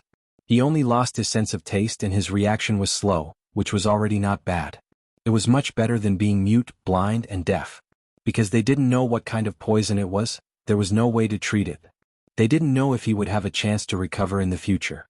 In short, what they had to do now was to let him recover and save his life first. Feng Ling carefully fed Kay the medicine. Kay had to use all his strength to drink a bowl of medicine even if he was sitting on the bed. In the end, he sat there weakly and looked at Feng Ling. For convenience, she specially asked for a long cloth from the old lady and tied her long hair behind her head. Because she didn't change her clothes last night, the old lady brought her a set of local cotton linen clothes. It was light blue and looked very good on her. Feng Ling, you've really changed a lot. Kay tried his best to widen his listless eyes and looked at her. In the past, when you were in the base, and now, you're really two different people. Feng Ling lowered her head, put down the medicine bowl, and then quickly wiped the medicine stains on his mouth with a towel. Other than the appearance, what else is different? Your eyes. Kay slowly curved his lips. You may not feel it, but really your eyes have changed a lot. Really? In the past your eyes were very clean. In your world there was only one goal, to live well. Later there were feelings, warmth, and things you cared about in your eyes. Later, after you returned to the Feng family, there were many things holding you back. Your eyes were filled with the struggle, helplessness, depression, and forbearance that all normal people would have. Although you're still the same you've changed a lot. At least, you're no longer the little Feng Ling who was inexperienced in the world. Feng Ling sneered. You're only a few years older than me and you say I'm inexperienced? Kay also smiled. I'm just older than you. Look, we were still teenagers back then, but now we're all grown up. Feng Ling curved her lips. All right, let's not talk about the past. Rest well. I'll go out for a walk. Kay knew that she wanted to go out to see if there was any possibility of finding Li Nanheng, so he did not force her to stay. He only said, be careful. After leaving the place where Kay and the doctor lived, Feng Ling drove around the Gorkin farm. Today was the second day she had been here. It was already evening. There were many locals washing things near the river in front of them. The way of life of the people here was very ancient and simple. Their water source was this river, so when Kay was washed here, he was immediately discovered. She could not drive any closer. Feng Ling parked the car in the open space by the Gorkin farm town and walked over. She saw someone washing clothes by the water. When she turned back, she saw a young girl in her 20s washing things. There seemed to be a lot of blood on her clothes. Looking at the bloodstains, Feng Ling subconsciously walked over. However, when the girl saw someone approaching, she suddenly raised her eyes to look at her. Seeing that it was a stranger who did not look like a local, she immediately lowered her head warily. She put the unwashed clothes into the basin and turned to wash them in a place further away. Feng Ling saw that she did not seem to want to be approached, so she did not go over. She only looked at the young girl from afar. This girl looked like she was mixed race, but didn't the China mother-in-law say that she had already greeted the people here and that they would no longer be wary of her? Why did this girl seem to be carefully guarding against something?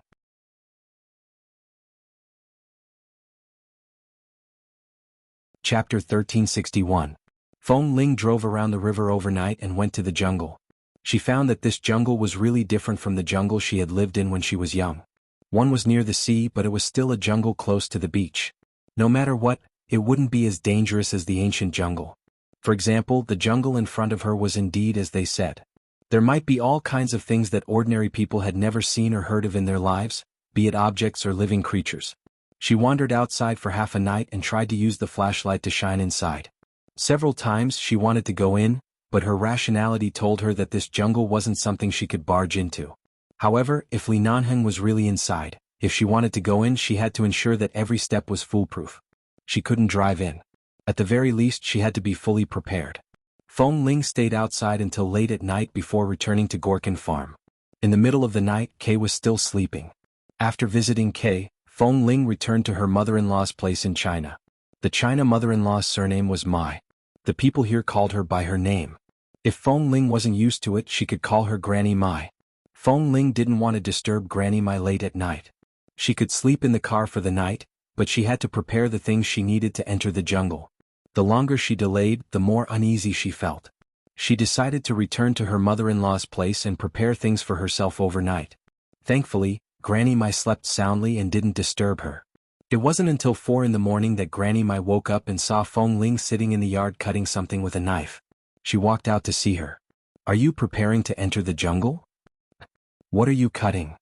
"It's nothing. I just found some sturdy bamboo and sticks to make something for myself to defend myself. After I'm done, I'll put it in the car. I'll need it." Feng Ling was still seriously cutting and spoke without raising her head. Granny Mai looked at her for a while and sighed. She walked over and sat down beside her. "Child, listen to Granny's advice. There's no way to return from that ancient jungle. Don't go. You're such a good child. Granny doesn't want you to." Feng Ling did not explain much. She asked her about the Gorkin farm as well as if there were any other rivers, water sources, and other places that she could change her target. However, the answer she received was no. The Gorkin farm was at the end of the river. If Kay and Li Nanheng had been washed here, as long as they were not intercepted in the middle of the river, they would definitely have reached this place. There would not have been any other place. Feng Ling completely dispelled her other thoughts and nodded without saying anything. Just as the sky gradually brightened, the doctor suddenly sent news that Kay had a seizure. It was probably because of what happened before and after the accident that he kept having nightmares. Right now, he was not very awake and had been desperately trying to get out of bed. He fell off the bed several times and hit anyone he saw. He was in a very bad state. Hearing this, Feng Ling quickly put down the things in her hands and rushed to the doctor. When she arrived, Kay was still sitting on the ground by the bed, going crazy. Feng Ling quickly rushed over to talk to him and told him many things about Kay's past. Only then did he gradually calm down. In the end, he was finally willing to be helped back to the bed by her. He had recovered from the fright, and his twitching body gradually calmed down. Kay was in such a state and could not leave his side for the time being. The doctor asked her to stay here to guard him. Although Feng Ling was anxious to go to the jungle to look for Li Nanheng, seeing that Kay was in such a state, she could not leave. She could only sit by the bed and guard him. In the morning, Granny Mai tidied up the things that Feng Ling had cut in the courtyard and placed them on the stone table in the courtyard. At this moment, a young girl suddenly walked in. "Grandma, I forgot how to add water to the Chinese porridge you taught me before. Quickly teach me again." Granny Mai looked at Granny Mai. The girl who came was Granny Mai's granddaughter, Carrie. She was only 22 years old this year. Their family had a lot of residences in the Gorkin farm. Carrie had long moved to a new yard by herself. She grew flowers and grass on her own and lived a carefree life. This granddaughter was usually obedient and considerate, so Granny Mai did not worry too much. "Don't you like Chinese-style porridge? Why do you suddenly want to make porridge?" Granny Mai asked in confusion. Carrie did not explain. She walked in and found the kitchen. She took out the pot and the white rice from Granny Mai and walked to the yard to show her. "Grandma, I'll take the white rice here first. If you can still receive white rice in the next few days, remember to leave 2 bags for me." Granny Mai was even more puzzled. Before she could speak, she heard Carrie muttering softly as she added water to the pot in the yard. "It shouldn't be a problem to have more water, right? His injuries are so serious. The thicker the liquid food, the better." Although Granny Mai was old, her hearing was very good. She immediately glanced at her, but when she saw that Carrie was only muttering softly, she did not say much. She took the white rice and asked how much water she needed to add. Then she took the white rice and pot and left with a worried expression. She knew her granddaughter very well. This child had been very obedient since she was young and never lied. When she was young, she would hide her gaze from adults because she had secretly eaten a piece of candy. Just now, Carrie's gaze was a little evasive. Granny Mai did not say anything. She tidied up the things in the yard and suddenly recalled that the friend Feng Ling was looking for did not seem to be the young man named Kay who was currently with the doctor, but someone else. In the afternoon, seeing that Feng Ling was still at Kay's place, Granny Mai first went to the doctor to ask about the situation. When she learned that Feng Ling was still guarding Kay, she did not say anything and went straight to her granddaughter Carrie's place. Carrie's yard was very clean, and there were many flowers she liked planted in the yard. However, in her yard, there were a few washed towels, gauze, and men's clothes on the drying rack that usually only had 1 or 2 beautiful linen dresses hanging on it. Seeing that there were men's clothes, Granny Mai's expression instantly turned cold. She walked in with her walking stick. Coincidentally, Carrie came out with a basin of blood-stained bedsheets. When she suddenly saw her grandmother, her expression froze in fright and she quickly closed the door behind her. "Carrie, tell Grandma, are you hiding someone here?" Granny Mai walked over with a frown and looked at her granddaughter sternly. Carrie bit her lip and turned to look at the things on the drying rack. She then looked at the blood-stained bedsheets in the basin in her arms and knew that she could no longer hide it. She quickly explained, "Grandma, didn't we save someone at the river that day? Later, when I went to wash the clothes at night, I saw another person lying on the grass by the river bank."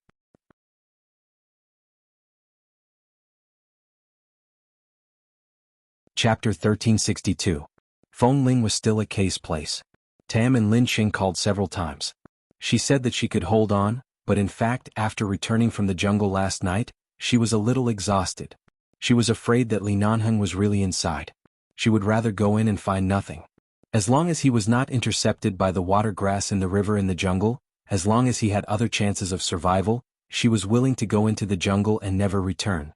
Seeing that Kay was still having nightmares in his sleep and clutching the blanket from time to time, Feng Ling placed her hand on Kay's body and gently patted him. She lowered her head several times to comfort him warmly, pulling him back to reality from his nightmares. The doctor came in again, gave her the medicine and asked her to feed it to Kay. During the feeding, Kay woke up. His eyes were a little blurry. Feng Ling coaxed and comforted him before feeding him all the medicine. In the end there was only a little left. He really couldn't eat any more. She held the medicine bowl with one hand and took a towel with the other to wipe his mouth. At this moment, Granny Mai walked in with her walking stick. When she came in she saw that she was still taking care of Kay. She suddenly recalled what she had just learned from Carrie and couldn't help but sigh. "Granny." Feng Ling turned back to see that it was Granny Mai. She quickly turned back. "You didn't throw away the things I made this morning, did you?" "No, I've tidied them up and placed them in the yard, but I feel that you might not need them." Granny Mai hesitated for a moment. Although her granddaughter had specially begged her not to tell anyone, she couldn't watch Feng Ling die in the jungle to find her friend. She sighed and said, "At that time, there was another person who was washed over by the river with your friend called Kay." Feng Ling's hand that was gripping the edge of the medicine bowl tightened. She abruptly raised her eyes to look at her mother-in-law. "But we didn't find that person and only saved this one. Later, when my granddaughter Carrie went to the river to wash clothes, she found that person. At that time he was also on the verge of death. It's also my fault. I've always spoiled my granddaughter too much, so her personality has become so bold and willful.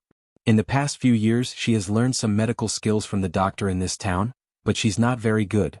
However, she felt that the doctor could save Kay, so she picked up another person and brought him back. She could also save him. She quietly brought him back to her place. After so many days I actually didn't notice. I only found out today." Feng Ling's expression changed from a daze to a light in her eyes. "You only found out today? You mean that person is still alive?" Granny Mai hesitated for a moment before saying, "I didn't see him. Carrie said that she did save that person's life, but that person was the same as your friend. He seemed to have been poisoned by chemicals and only woke up after a few days. Although he's awake now, his body is severely injured and he's very weak. Although he's not crippled or broken, he can't see." At this moment, Kay vaguely heard Granny Mai's voice. He slowly opened his eyes and turned to look in their direction. He was no longer shocked and looked much calmer. He looked at Granny Mai and then at Feng Ling, who was standing by the bed.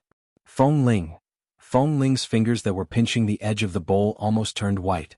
Under those circumstances, he fell down the waterfall at the same time as Kay and was washed here. They both had symptoms of chemical poisoning. Other than Li Nanheng there was no one else. He was still alive. He was not eaten by wild beasts in the jungle. He was still alive. His eyes, can't see, what do you mean? Kay lay on the bed and said hoarsely.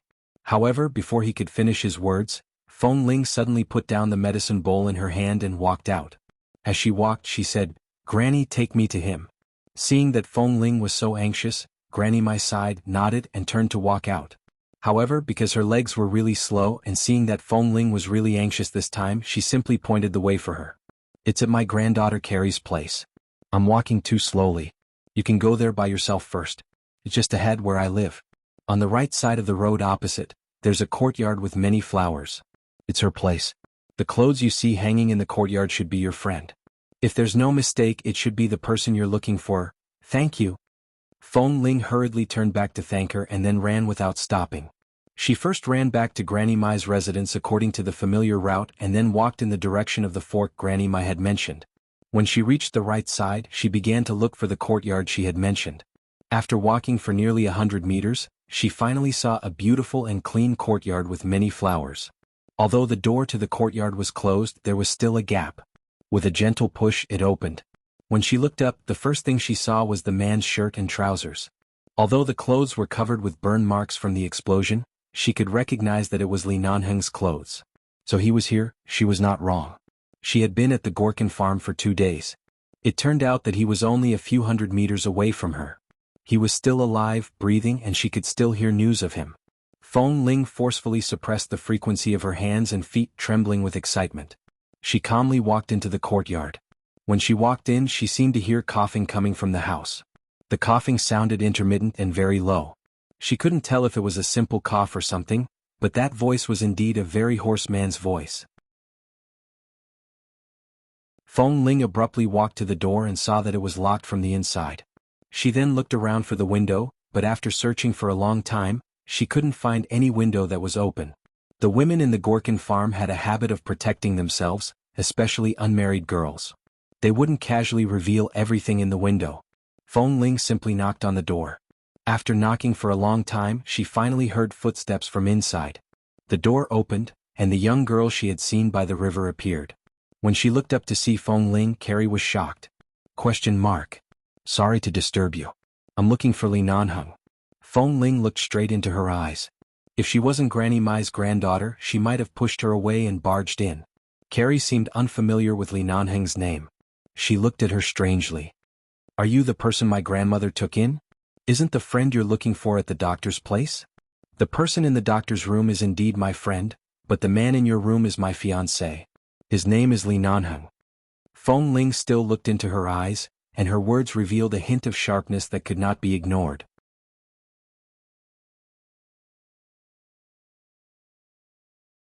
Chapter 1363. The word fiancé caused Carrie's eyelids to twitch. Her expression turned cold. The person you're looking for isn't here. With that, she was about to close the door. Wait. Feng Ling raised her hand to press against the door that was about to be closed.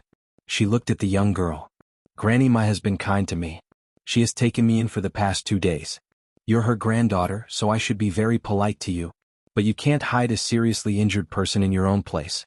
Have you ever thought that if he has a chance to survive but delays the treatment? This is no longer equivalent to saving people but harming their lives. What are you talking about? What delay the treatment? Carrie's expression was unhappy. Anyway, I don't have the person you're talking about here. Take your hand away.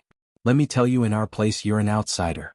If it weren't for my grandmother, you would have been chased away long ago. If you dare to barge into my house, I'll go out and call everyone over right now. Let's see if the people here will still keep you. With that, Carrie forcefully pulled her hand down and slammed the door shut. At the same time, they could hear the sound of the door being locked from the inside again. Feng Ling looked at the tightly shut door in front of her and her expression darkened. It was indeed because of Granny Mai that the people in this town trusted her. However, she was an outsider after all, so even if the people here would not chase her away, they would carefully avoid her when they saw an outsider. If she did anything impulsive here, Carrie, who had grown up here, would definitely be chased away to protect her.